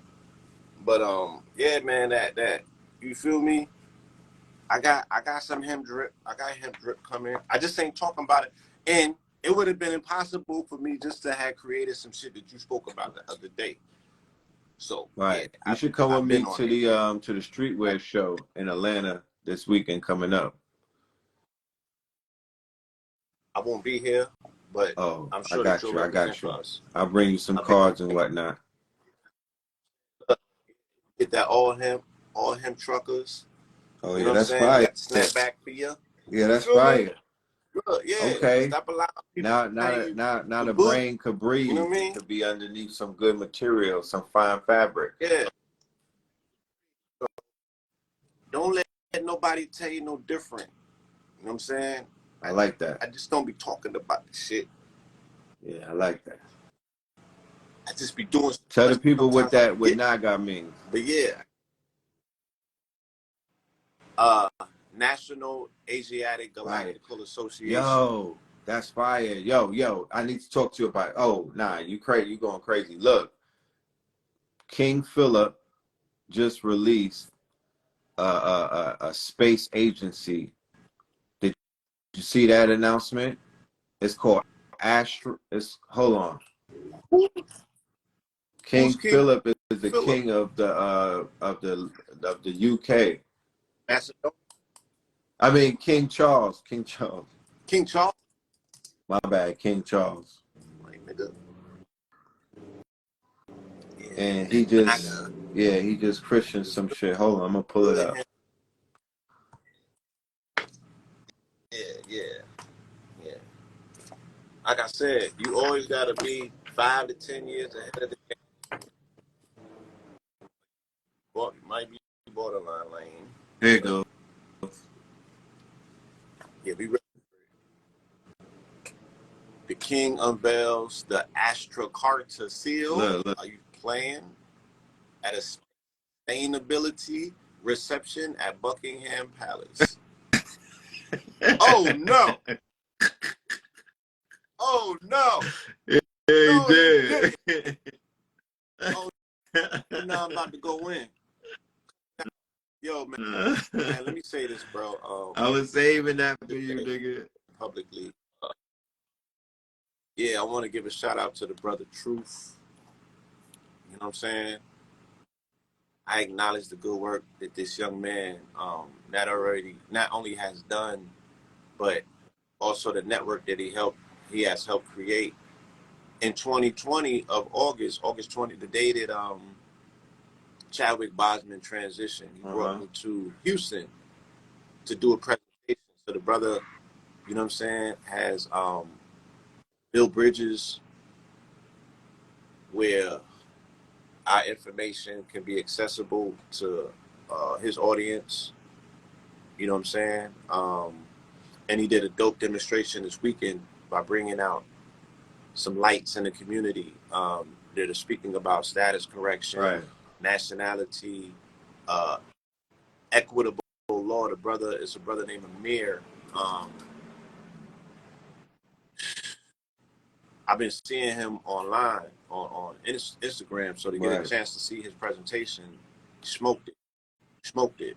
Like, these are some dynamic lights in the community. Another brother that dismantled child support. I mean, destroyed it. Receipts, like, these are sharpshooters with receipts. Nothing left to the imagination.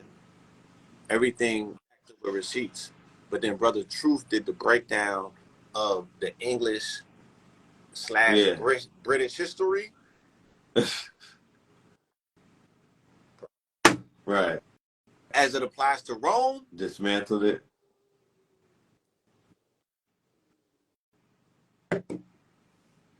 Dismantle it. But for me and you, I would say, you know, stand on your square. You know what we witnessed when we went to the UK. You know what I'm saying? And be unapologetic about it. Right? That we, as melanated people, we do have an English backdrop. We do have an English background, especially for you guys who have the surnames. Hell yeah. That are English.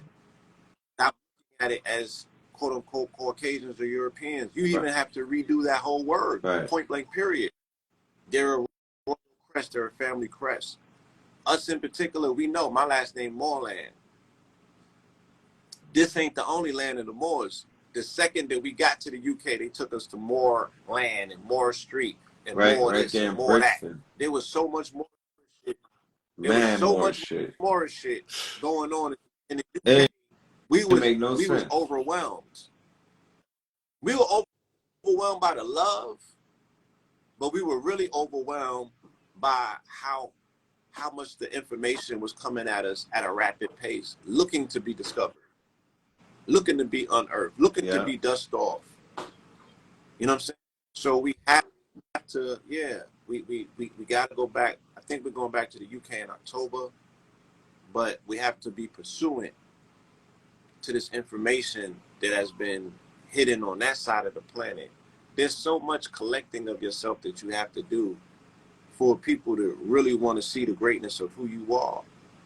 And don't let it intimidate you. Right. It's an adventure the whole way through. Don't let it intimidate you. It's a beautiful journey. Beautiful thing, and it's redeeming. It's redeeming. You know, you're doing this for yourself, your bloodline, you know, and generations to come. But yeah, they got something of ours over there that needs to be retrieved. That's just sitting and wait. You know what I'm saying? We coming to get back everything that's ours. That's why when I see that Europe is so hot right now, when I see that there's a heat wave hovering over Europe, right? When I see that it's just sitting above Europe, and when I break down the mythology behind the three-headed dog, Cerberus, they say that it's the breath of Hades that is a heat wave. When you do the mythology or the system of what a heat wave is in Europe, I'm going to show you right now. Right. And even when you get back to the gates of hell and the breakdown that they was doing based on the Bible, right? And they get back to Switzerland, right? The video when they tied it CERN, and they started doing the decoding and deciphering of where they said that the devil's place would be, and they tracked it all the way. They tracked it to Switzerland. Now, you got that? you know, now, yeah, it's a video. I'll show it to you, and then you know about the shit with the castle, Yeah, where King that Charles has and them were going the bottomless pit. access right the bottomless pits. Um, so yeah, if hell were a place, you know what I'm saying, it might be somewhere in Look, Europe. Blue. Winds Ghost that are, ships in the middle of the desert in Africa. We ain't no ocean nowhere around there. And on the ship you got, huh? that's time, man. Yep, I said that's that time travel shit. yep. Shout out Shout to out to Rise Ross Finn. Finn, But Preston I wanna Nichols. look further into that. That's interesting. But that's definitely time loops. That's definitely them, fucking with the timeline, splicing this shit. But yeah, You know what I mean? that's the three-headed dog, y'all. Yeah. This Shout is out to May Valentine as well. 31st, right? This is America, right?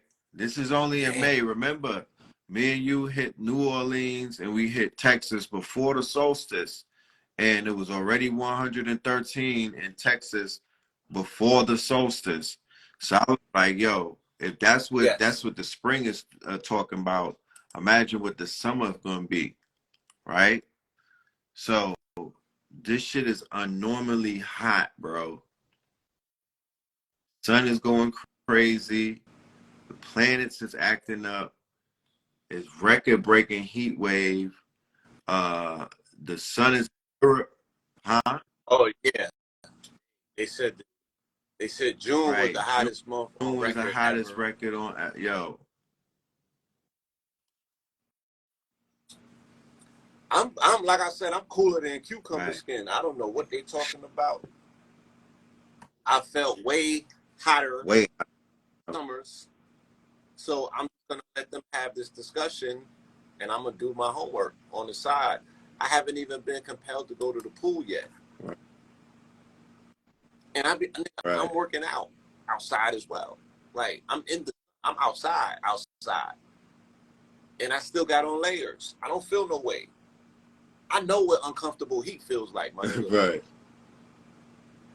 So I mean, and again, I'm not everywhere you know what I'm saying? I'm not as self-centered to think that the only thing moving is the shit that's happening in Hotlanta, because Hotlanta is hotting. But So I felt it. I'm gonna show you real I quick. felt I it, had a and it was conversation uncomfortable. with Claude, the AI, about the heat waves in Cerberus. This is what it said. I said, "What's the mythology surrounding heat waves in Cerberus?" It said, "Here's a few connections. One myth suggests that Cerberus's breath was an extremely hot vapor that can cause heat waves and droughts. When Hercules captured Cerberus and brought him to the surface world, it caused sweltering heat wherever the monster breathed. In the Iliad, Homer described the heat of Sirius as being like Cerberus, suggesting a linkage between the dog star Sirius and the hot breath of Cerberus. Sirius was associated with the dog days of summer and heat waves. When Cerberus escaped the underworld, it was said to cause droughts, heat, and pestilence in the mortal realm until he was returned. His presence above ground disturbed the natural order and it created extreme heat. Cerberus's master Hades was also occasionally associated with heat and drought, as the earth could become parched when he emerged during the summer months. So he walks the earth in the summer, scorches you niggas. As a monster associated with fire in the underworld, Cerberus's breath and presence above ground was thought to cause a stifling, oppressive heat reminiscent of the hottest days of summer. Right. The dog days of Sirius. Give yourselves a round of applause and a pat on the back, especially those who participated around July 3rd, you know, with sounding the alarm that we are now in the dog days. You know, and so many more people are having this conversation to help other people have an understanding. And when you see Travis Scott, who represents Right. Ampu or the dog, a few days after the beginning of the dog days, say that he is going to perform his ceremony in the Gaza, in the Giza necropolis. The Giza Plateau is the Giza necropolis. This is all the Memphite. Hold on, this is all the Memphite region. So you got to look at what's going on in Memphis, Tennessee at the same time, Right. because that's being ignited, right? So him representing Ampu or the dog, going to the place where the actual alignment takes place on the Lion's Gate, right? What happens on the Lion's Gate? Sirius is aligned, the portals are opened, right? And those three pyramids align to the three stars of Sirius perfectly. Okay? Now you got to go and do the math. How many days will that happen after the concert? Well, we'll be doing our lecture while that concert is going down. So we'll be tapping in. No, the concert is it's not on the 25th? Okay. On the 28th. Yeah. 630 days after Astral World.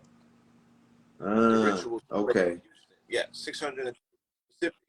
When you go to Gematria, the word pyramids equals 630. So how can this be a coincidence? How can this nigga be so on point that he puts the longitude and latitude line of where he's performing at in Egypt? Giza is on the same parallel line as Houston, which is 29 degrees, right? Because niggas have erroneously said, oh, we're in alignment with, Egypt is not on, or Giza's not on the 33rd. Giza's on the 29th, just like Houston. Okay? So why put your longitude and latitude lines on the cover of your flyer? No other information. Oh, he put the line, he put the Yeah. You ain't see the flyer? You tripping. You tripping, bro.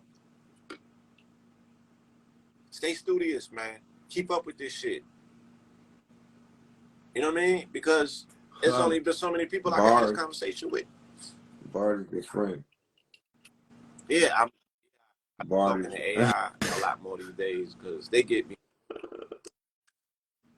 You know, they got one called Ernie and they got one called Bert.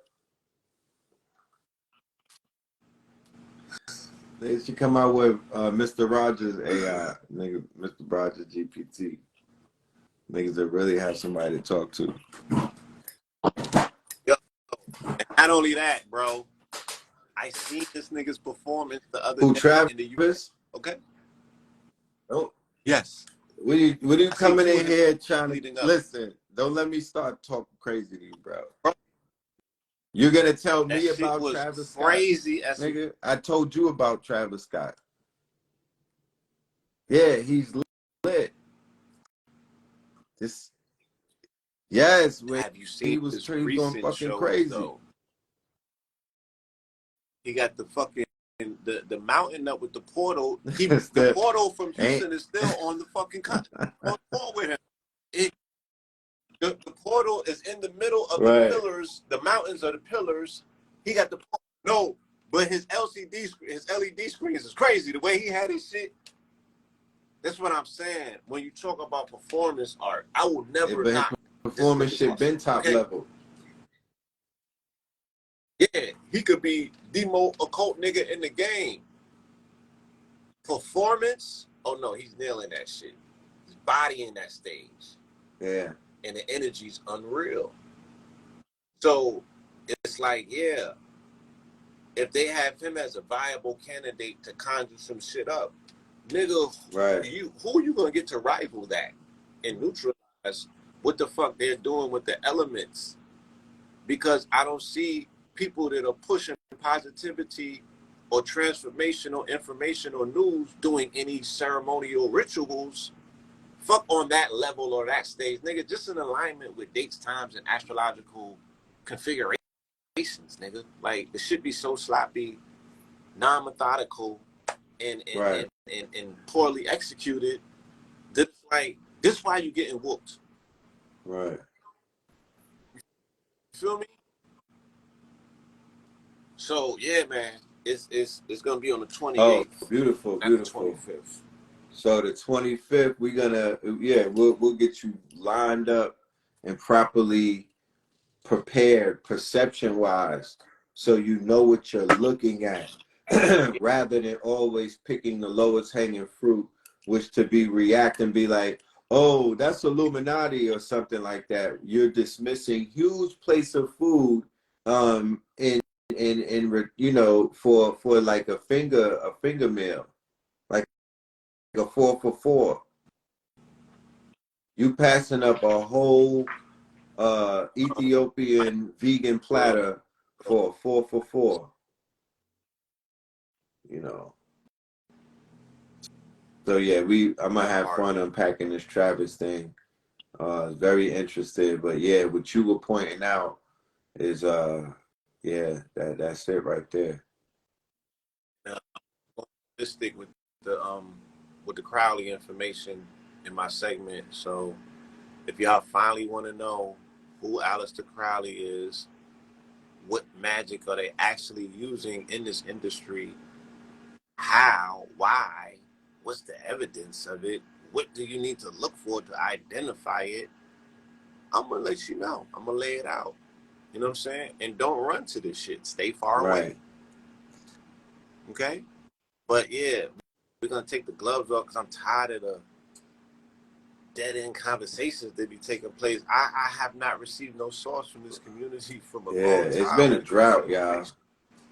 It's Yeah, the 18-year-old niggas on TikTok, the 1 minute videos, and the Albions. The right. I Albions mean, is fucking if it's fire. me, if Niggas y'all listening and whatnot, if it's a drought out there, just say yes in the chat, because I want to take a poll just to see if it's something that I might be missing, because you know, some days I'm distracted. I'm doing other things. I might be missing some shit that's going on, but I don't see it. You know, I ain't get the notification. You know, so the mind them coming with 2 gallons of water,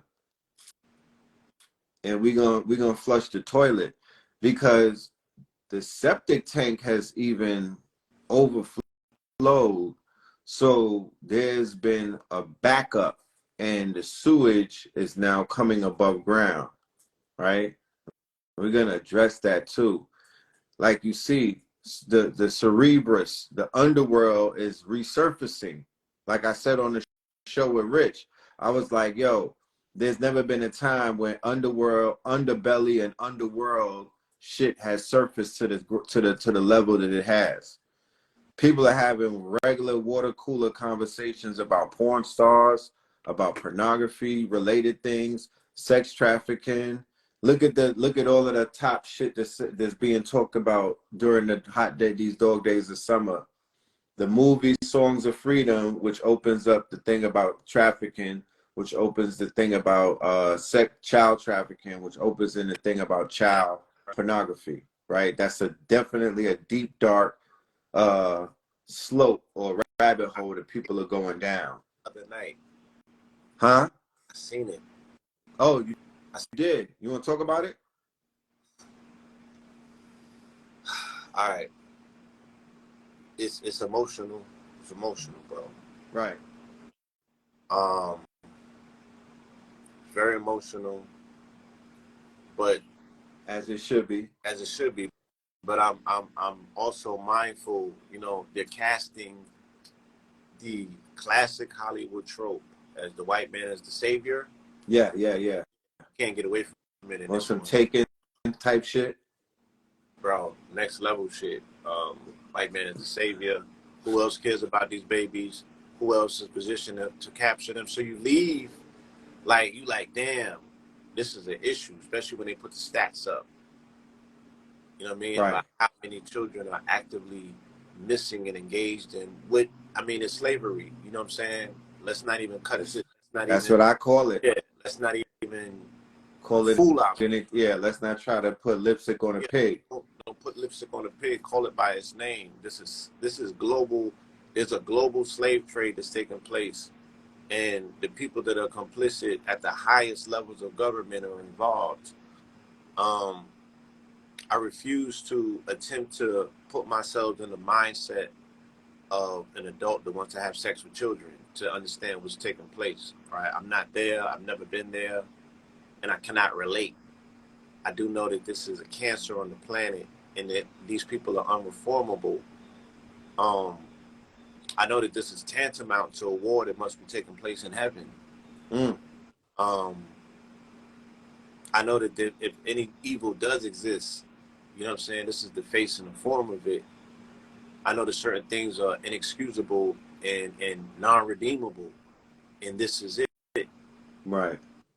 I know that I will not be giving any passes. I know that I'm not trying to understand. You feel me? Right. Hell yeah. So this is that. Um, but I know that it's an endemic problem and issue, and because the people are so lulled to sleep by government and politicians and people in high and you know, even in religious and shit like that. Yeah, it will we ever see remedy? Right. I don't know. So it hurts, but then you like, what can I do about it? You know what I'm saying? And you could love on your children more. You could be more of a protectorate in your own community. You know what I'm saying? You can be more alert. Right. But I don't know what else we can possibly do to the things that are actively being done. Somebody's being raped right now. Somebody's being kidnapped right now. Somebody's being trafficked right now. You know what I'm saying? And it's just a terrible thing, bro. It's like I don't know what Well, else to say. somebody could start developing some technology or something that could help do something. You know Yeah, what I mean? the resources exist, but I also know the complicitness because I've already did the research and read the reports prior to this. I know how people went to sleep during the Clintons. I know how they went to sleep during spirit cooking. I know that when we have these conversations about the occult and the esoteric, that yeah, everybody don't have the stomach for this shit. They don't. It gets too morbid. It gets too dark, and it's way too heavy. Right. So when A lot of people right, can't admit when to that. we really talk about the Cerebus, Right. when we really talk about the gates of hell, when we really talk about these things that are really taken, when we really talk about Crowley, when we really talk about the beach, when we really talk about OTO, when we really talk about this shit. Right. It gets real dark, y'all. I'm just giving y'all a heads up about how deep this rabbit hole goes. You know? So they showed them, they put it to them right in front of their face as a social experiment. All of John Podesta's emails, spirit cooking, you know what I'm saying? Isagate. They showed it to you. They showed you the politicians kissing the baby and touching them inappropriately, and you still made them president, right? So yeah, this shit be like, yo, I want to get a compound with fucking nukes around it, have Word up. zero trust for anybody outside of the circle, get charts done on everybody, and just be like, man, fuck, like, you really have to understand that you are only going to provide the safety and the security that you deserve for yourself, and especially these children. And it made me very angry about the over sexualization of children that are taking place in this society by way of media, and the complicitness of dumbass parents that don't get the entertainment that they're exposing their children to, are over sexualizing these babies, little fucking babies that be twerking when they're 4 and 5 years old. You know what I'm saying? Right. I remember my partner, I'm not gonna mention his name, but it was an OG of mine. He came home and shit, and he used to think that it was like funny that he had a baby. She was 4, I think, at the time. He called her the dancing queen,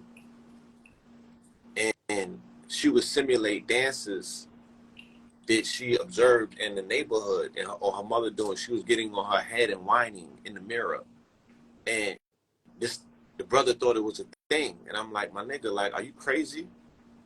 Mm-hmm. You feel me? And what happens? He violated, gets sent back up north, and he's writing me letters of distress because now the child is a teenage mother, and you know what I'm saying, nothing is going as planned. She attracted all of the wrong energy and attention to her, and she didn't have the guidance when she needed, so she was just prey in the fucking Serengeti, my nigga.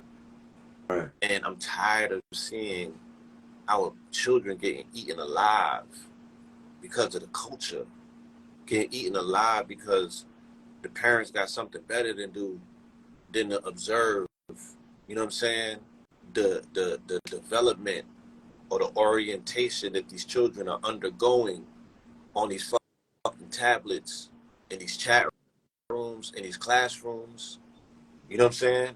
Just in their regular general settings, they're being sexualized because you cannot avoid it because it's on the radio.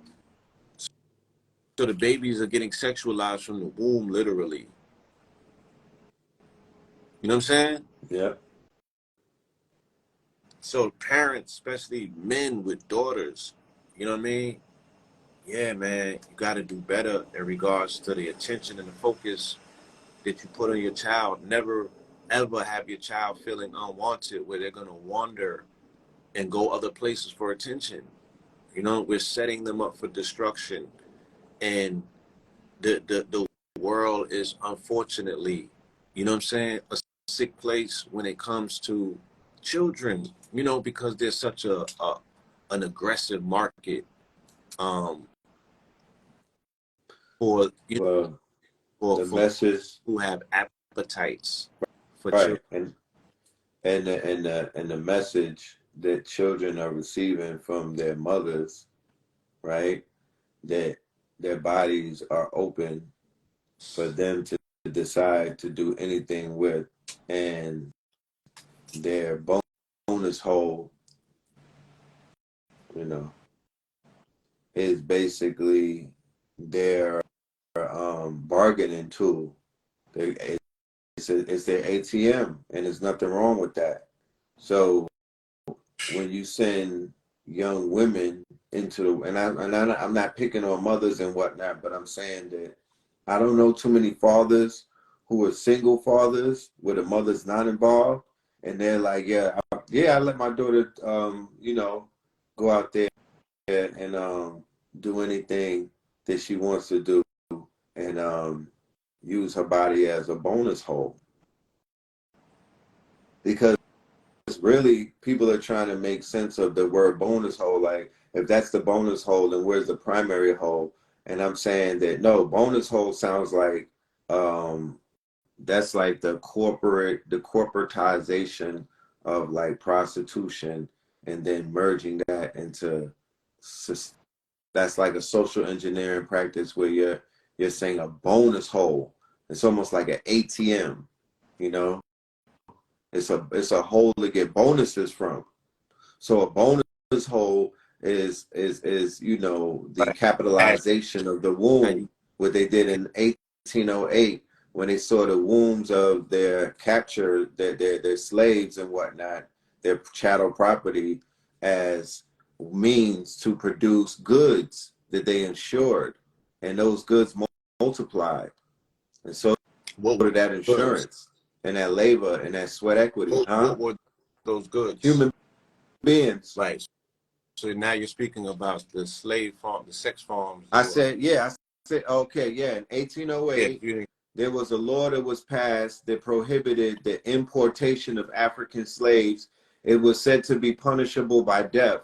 So with the planters in America, in the four regions mainly, which is Natchez, Mississippi, you also had Charleston, South Carolina, you had the Chesapeake in Virginia, Baltimore, and Maryland. Yeah, let's. Bmore, Maryland, Yeah. right? And these were the slave ports, okay? And in these slave ports, they had sex farms. And at this point, this is when the governments decided to utilize the wombs of their captors to produce the goods and the goods and the services they commercialize these wombs, thus They beginning the process. they made melanated women baby making factories Right. in order for them to produce livestock, and the livestock that they were producing were melanated babies that were utilized for a plethora of different needs services that coincided with the rat line that's called slavery. Some of those needs and services was even gator food. Like all of them wasn't just created to be quote unquote servants or slaves. Right. You know. So fast forward to the case with the Oprah, with her spiritual advisor, Okay. right? Yeah. The case that he just got found guilty and got 99 years. So they're saying that he was continuing the same practices that we're saying that they were doing in 1808, because he was accused of having sex farms where the women were doing what? Giving birth to brand new children, and those children were being harvested, and those children were being utilized in sexual trafficking and whatnot. Huh?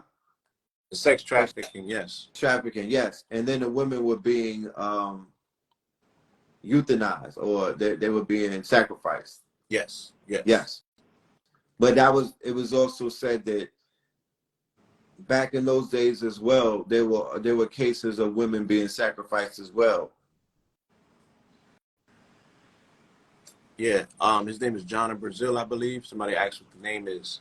So my brief interaction with this individual, I never met him per se, but I met plenty of his followers when I would go to gym shows around the country.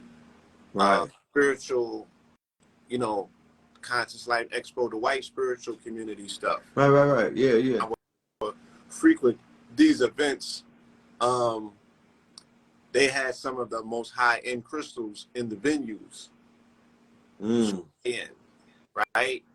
And let's say, yeah, St. John of God, right? And Yeah, all of St. John the God. his followers, they were almost cult-like, right? I heard about it. They would dress a particular way. They would have a look in their eyes. Beautiful women, though, right? Beautiful women.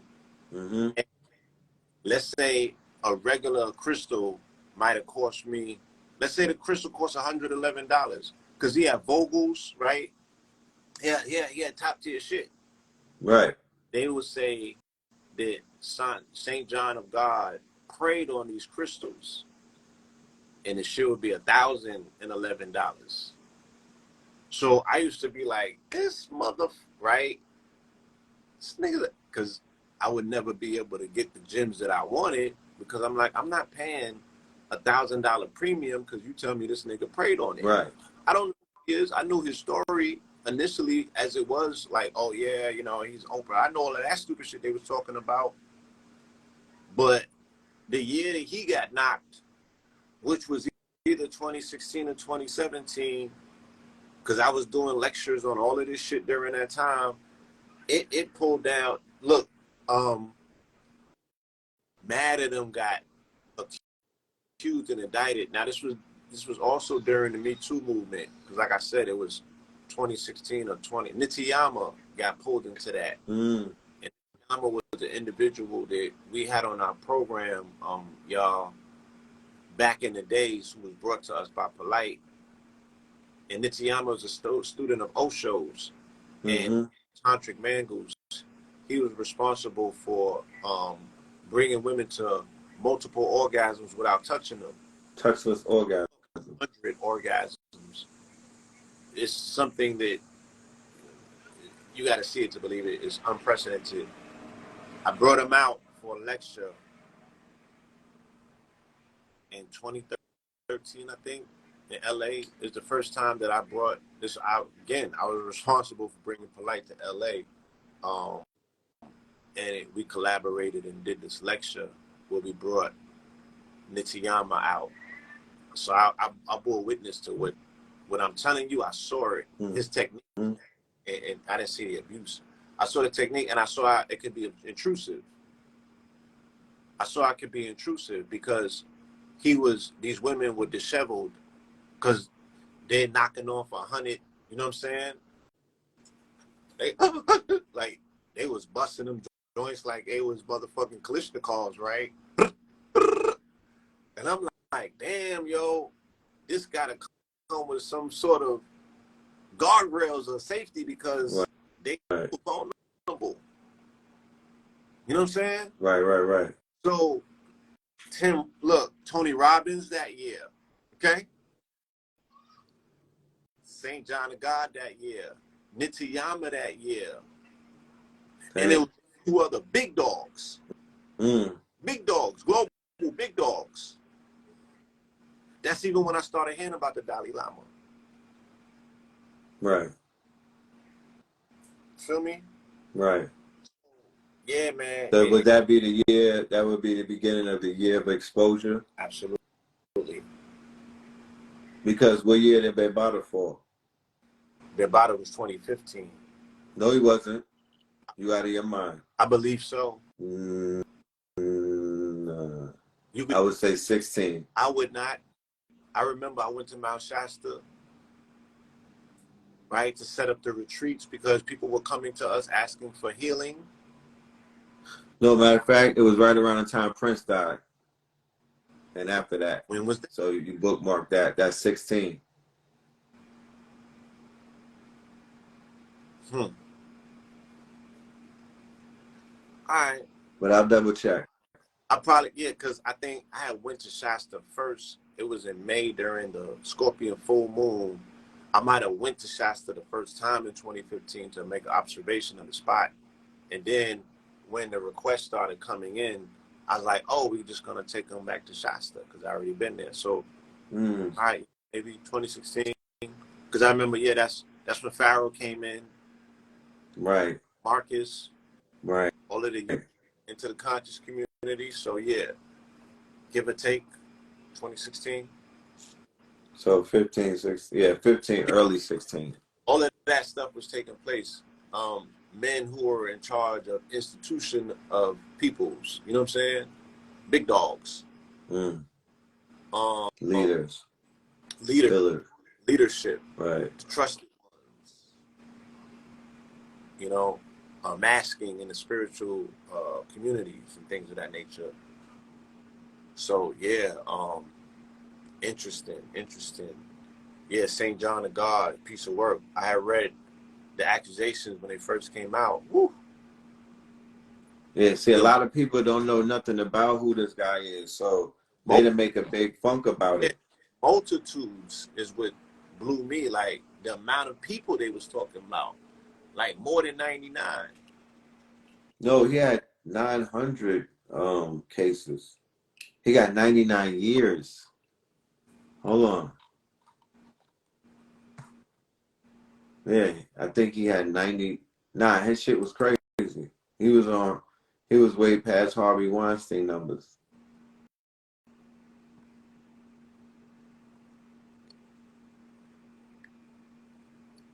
Yeah, man.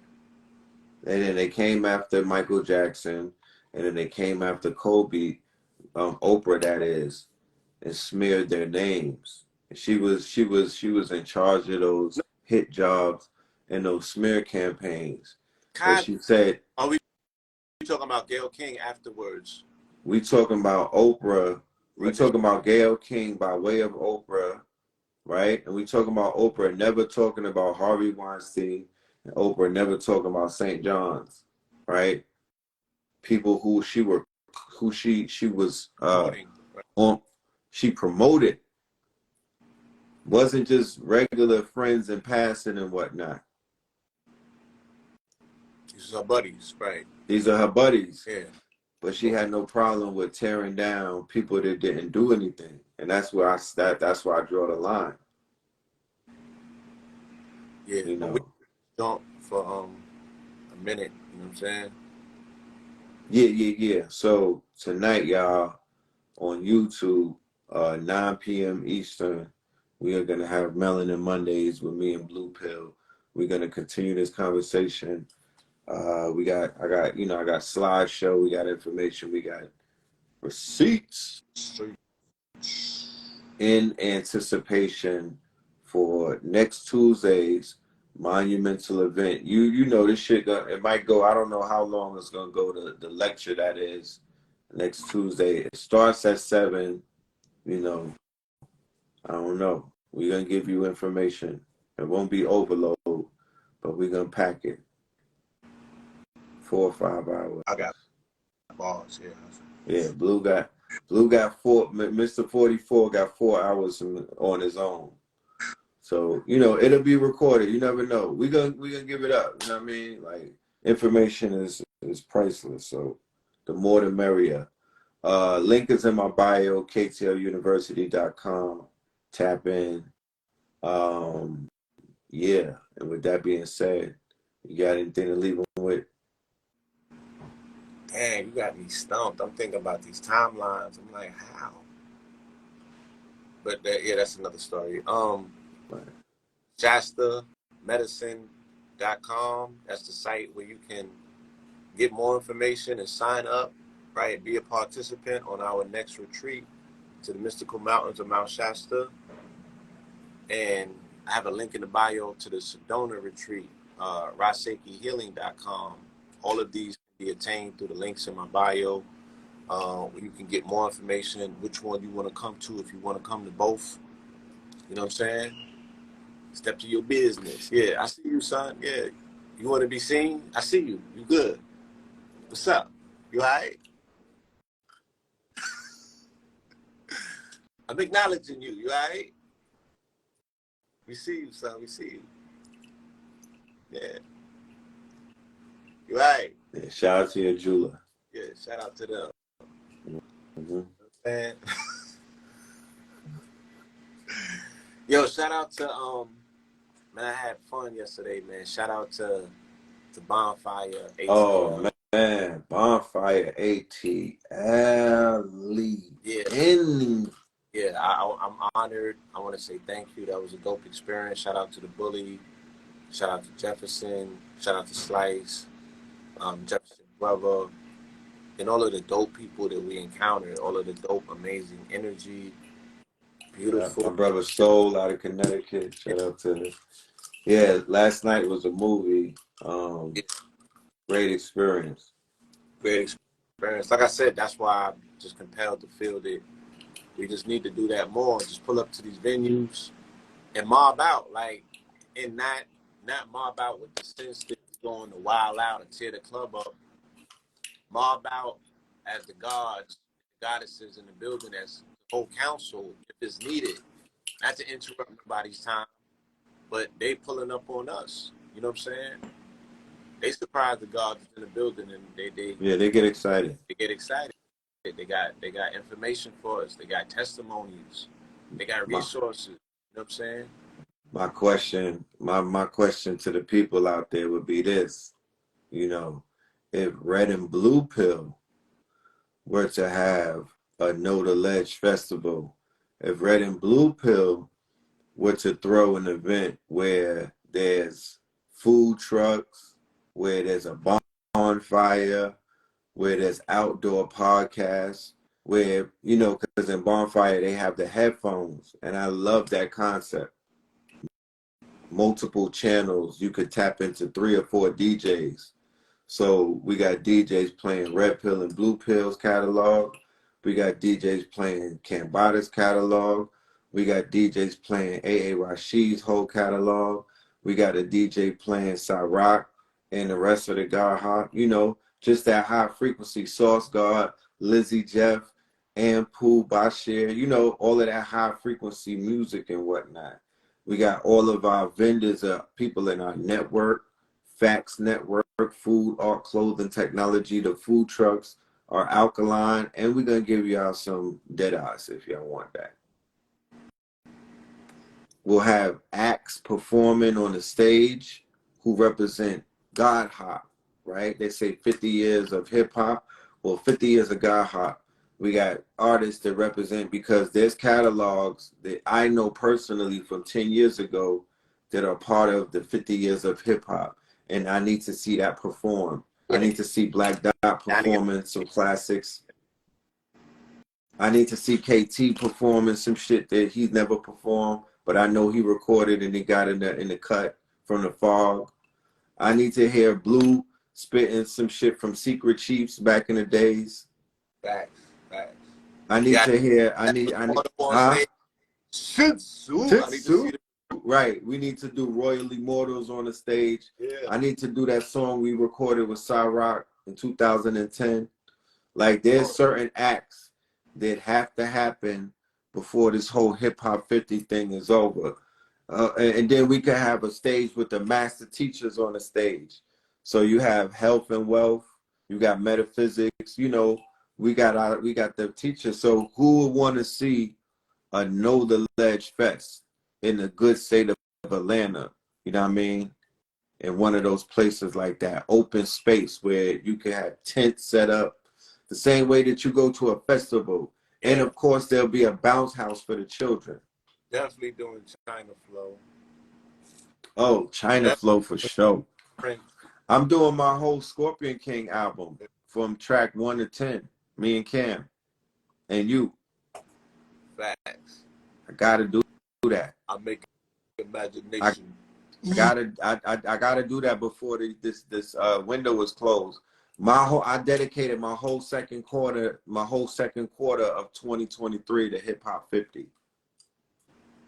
That's what it's powered by.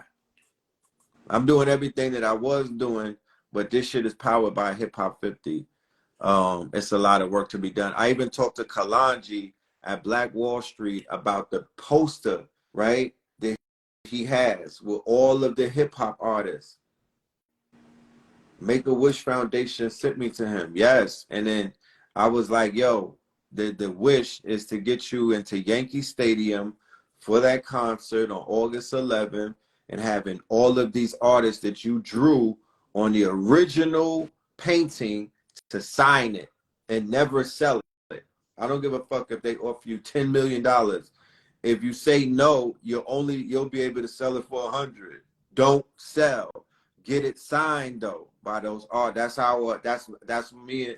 That's my assignment. That's one of my projects that I'm gonna put together with the brother. But yeah, Hip Hop 50. This is $1 trillion culture, Blue. We're gonna squeeze the dirty water out of it because that's what we doing. That we've been doing that ever since Blueprint 322. We've been exposing and decoding and breaking down and building back up and doing all of that. But I do want to give it some of its flowers. We're going to tear that bitch down, but I do want to give it's worth something, you know. And this is another thing, and I want to thank you for it. I'm finding the power of women in hip hop to be the quote unquote underlying current, the framework, the missing ingredients, secret sauce, the most often overlooked aspect and recipe in this fucking cake that nobody is talking about. It takes revisiting the catalogs and putting that shit in the sequence, and then you be like, damn, bro. The most disrespected, as my most disrespected. And yeah, you know, when you think about how these niggas get raped in the game, you feel me? I have little to no apathy because I'm like, look what y'all did to these women. But but remember, names of them, there's some of the hooks because they didn't get the credit. Think about in terms of a jail or a prison. The minute they get them in processing, they buck break them. The men, that is. In the record label, that's going through the contract. You know, when you used to go to the label, you try to get upstairs. If you wasn't contracted with them, it was hard to be up in their offices in corporate America upstairs like that. You had to be contracted and then briefed and orientated and then absorbed into the machine to be a part of the machine. Mm-hmm. They just not letting anybody in. They just not letting anybody in. Right. So Saying that's that. changed. Hmm? That has changed. They're letting anybody in now. My guy, when you put that post up, and it was 10 slides of women who have made Contributions. instrumental contributions to hit songs that we all sing and we all know, but little to any of us know any of their names. Right. I know Lakeitha, I know Jewel, you feel me? There's a few others that I can definitely say that I know. Right. But there was some that I did not know. Right. A lot.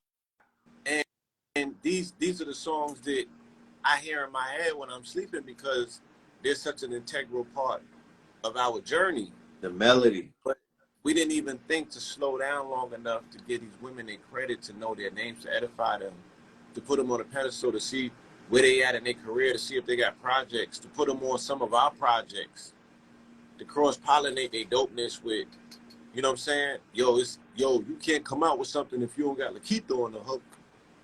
Right. Like, But you know what that goes back to, Blue? That goes back to reading the credits. That goes back to buying the CD or the album cover. what I'm telling you is that some of them wasn't even, they didn't They get ain't even make it to the credits. Right. credits, and then they misrepresented their credits.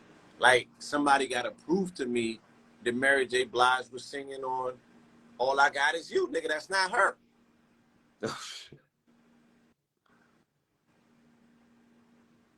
All I Got Is You with Method Man. No. Oh, not All I Got Is You. The shit with Ghostface. All Is you. And I'm so thankful you made it through. With Ghostface? Yeah. I sit and often wonder why you. That was Mary singing. What part don't you think was Mary J? The whole thing?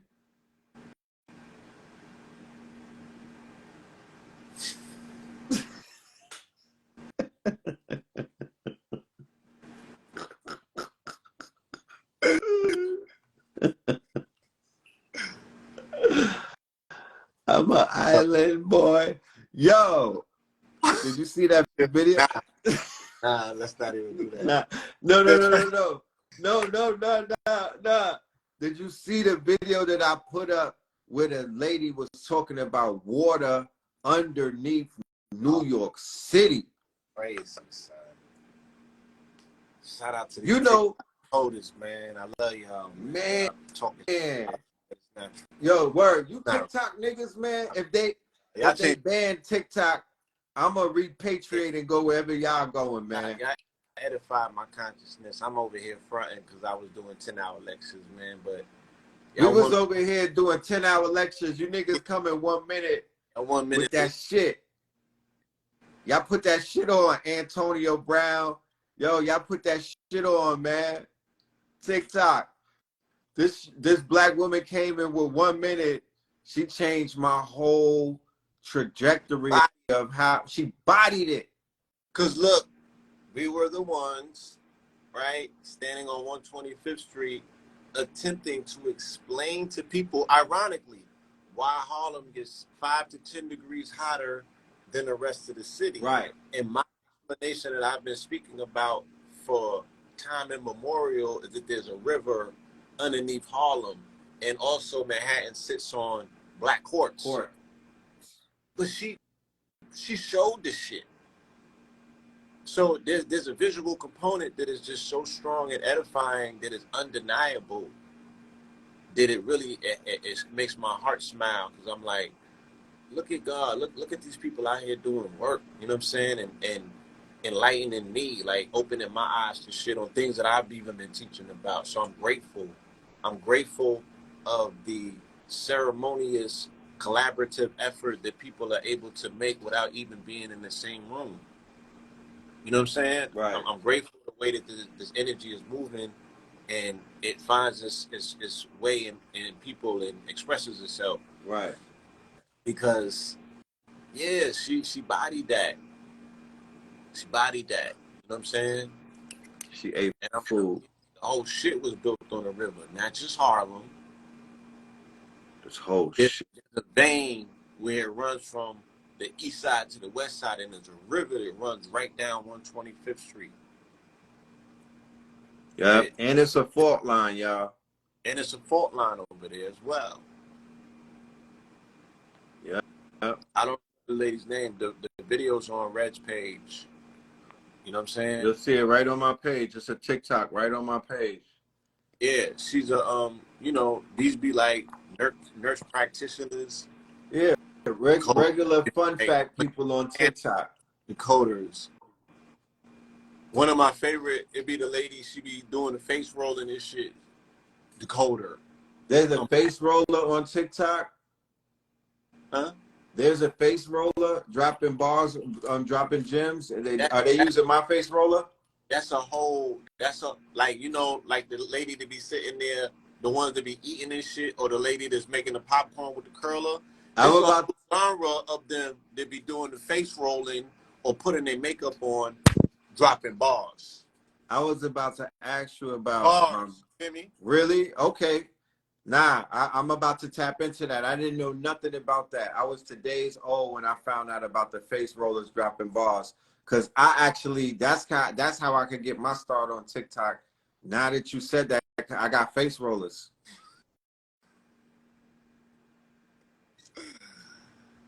Who that? I'm not above being an NPC character like Shorty with the popcorn. Big Dead John ass. Berg and G Young, homie. All right, we gonna holler. You know what that is? Who that? Black Ricky Bobby said, "This is." Oh, DM me, hit me on the DM. You know that you see that portal is opening up, Yeah, Blue. I was gonna Yeah, ask you about that. I'm not above doing that NP. I just won't do it because y'all will judge me. A what? The shit this Shorty doing with the popcorn, blah blah blah. If I took some shrooms, I Lit. will go dumb. Y'all would judge me though. I would do an OnlyFans and do that shit, huh? Lit. Lit, lit, lit, lit. Like that's a zone right there. She's lit. I don't understand it. It's not for me, but I'm not here to judge. She's lit. So however you get to it, get to it. At the end of the day, She's a human gamer. yeah, she's a gamer. You know what I mean? Going into the world of she's the future. Going into the world of the Apple Vision Pro. People gonna laugh at her right now, and rightfully so. But you laugh now, cry later. I promise you, and I've said it, but here we go again. Watch and see.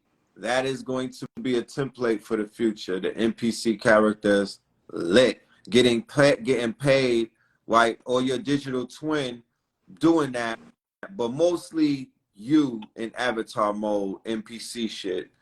Look, they got bags for people to eat food online. Big bags. Big bags. Yeah, that's the hottest shit. The food eating, making the noise while you're eating the food. You know what I mean? Sloppy toppy on the turkey leg from the turkey leg hut.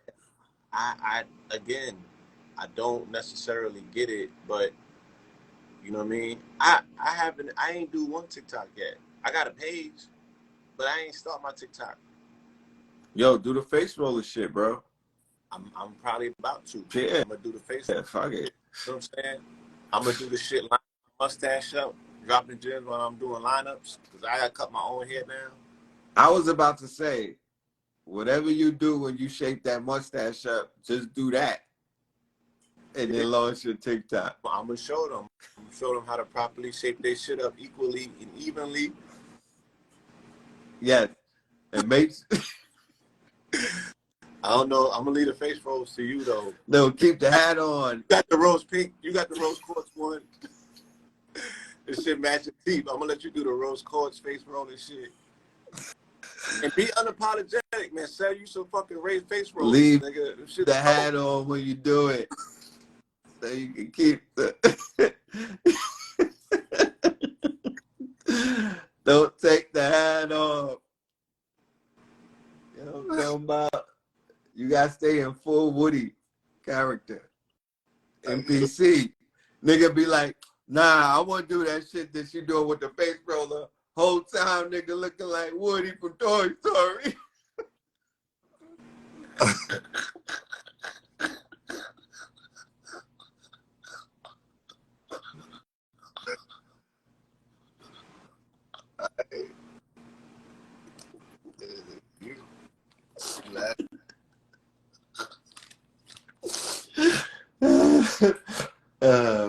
Let me stop. Let me stop. Shit gonna go crazy. Watch. Man. Crazy. But yeah, man. That online world is very crazy going on right now. Yeah, I Think think because yeah, huh? I wanna do mine from the garden. I'm gonna get in my green thumb bag and shit. But you know what I found out where a lot of that, because TikTok is monetizing the content Yeah. more in more ways than Instagram was, Oh, no, and paid. definitely, huh? They getting paid. They're getting bags, yo. So the way that the algorithm is set up, and remember when Butterfly had Yeah. came to give us the information, Yeah, I ain't moved since then. right? That information. She was so meticulous about the science of this shit that I was just like, Right. You know, but now I see what she was saying and whatnot. So basically, matter of fact, who told me this yesterday? Somebody had told me. They was like, yeah, my son, he goes with his phone and he asks people questions to the point he got 22 million followers now. So now that he got 22 million followers, he's about to release a single because it's like 22 million followers. You know, he went wavy, he went viral on TikTok and just started accumulating mad followers. But now that he has an online following, now you utilize the 1,000 fan theory. right. Okay. But you're rolling the dice now with 22 million followers, and you roll it, you set it up, you use the formula of the 1,000 fan theory, you land 22,000 true fans now. Because you now they're allowing you to have numbers where Facebook and them were blocking they blocking our greatness. Remember, Facebook's Mark Zuckerberg, man, I'm gonna be at that cage match. I might hook off when he coming out. If he come out like remember how remember how Adrian Broder came out? Adrian Broder had got whooped. He did the stanky leg, and they had brought him out. People was throwing shit at him. If he come out like that, then I might not attack him. But if he don't, if he come out of the ring after Elon Musk do him, I'm gonna jump out and pop off. But they stopped our growth on Facebook with 5,000 friends. So we was about to explode and expand, right? They put a cap on that. Then Instagram, when they start seeing people's numbers explode, they put a cap on that. And they started with, the algorithm and everything. And now you got to pay them and whatnot. So TikTok comes along and they remove that algorithm or that block. They're coming from China. They don't have the same hangups that these little D energy guys got. You know what I mean? Where they're intimidated by the little people becoming too big. TikTok is giving the influencers and no-name people becoming the biggest household names, and they're exploding with it. So they're dealing with a new exponential that they didn't have before. 22 million followers. Crazy. You sell something for and then you got streamers and whatnot, and they're selling digital assets for $1, right? Or they're finding ways to monetize just being on the stream. Yo, Academics is on Twitch, Rumble, YouTube, Instagram. I don't even see he playing games and he's not even looking at the game. He's watching, he's reading some shit on dirt. I don't know how that even works. They just got the game playing in the background. So there's so many ways now that, like you said, it's layers of putting your of monetizing the eyeball. Collectively, the focus should not just only be on that, but that moving forward should be a formula that many of us are able to master, because we could offer our skills as a result of that. We could create companies out of that. That is an asset that you could go anywhere around the world and boss up. You could go into Africa and level up with that. You could go into Europe. You could go into the UK. You could go into Latin America.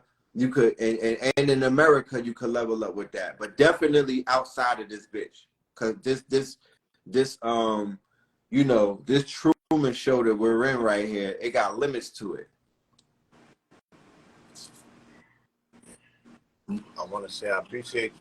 Thank you for this bill, opportunity to be heard and get some of these thoughts out. And I'll see you later on tonight. Yeah, yes, sir. Likewise. Peace to the family. Let me drop the website. Where's the website? KTLUniversity.com. And the channel is Know the Ledge Media tonight for Melanin Monday. Know the Ledge Media. All right. And the link will be in the bio. Peace. Peace.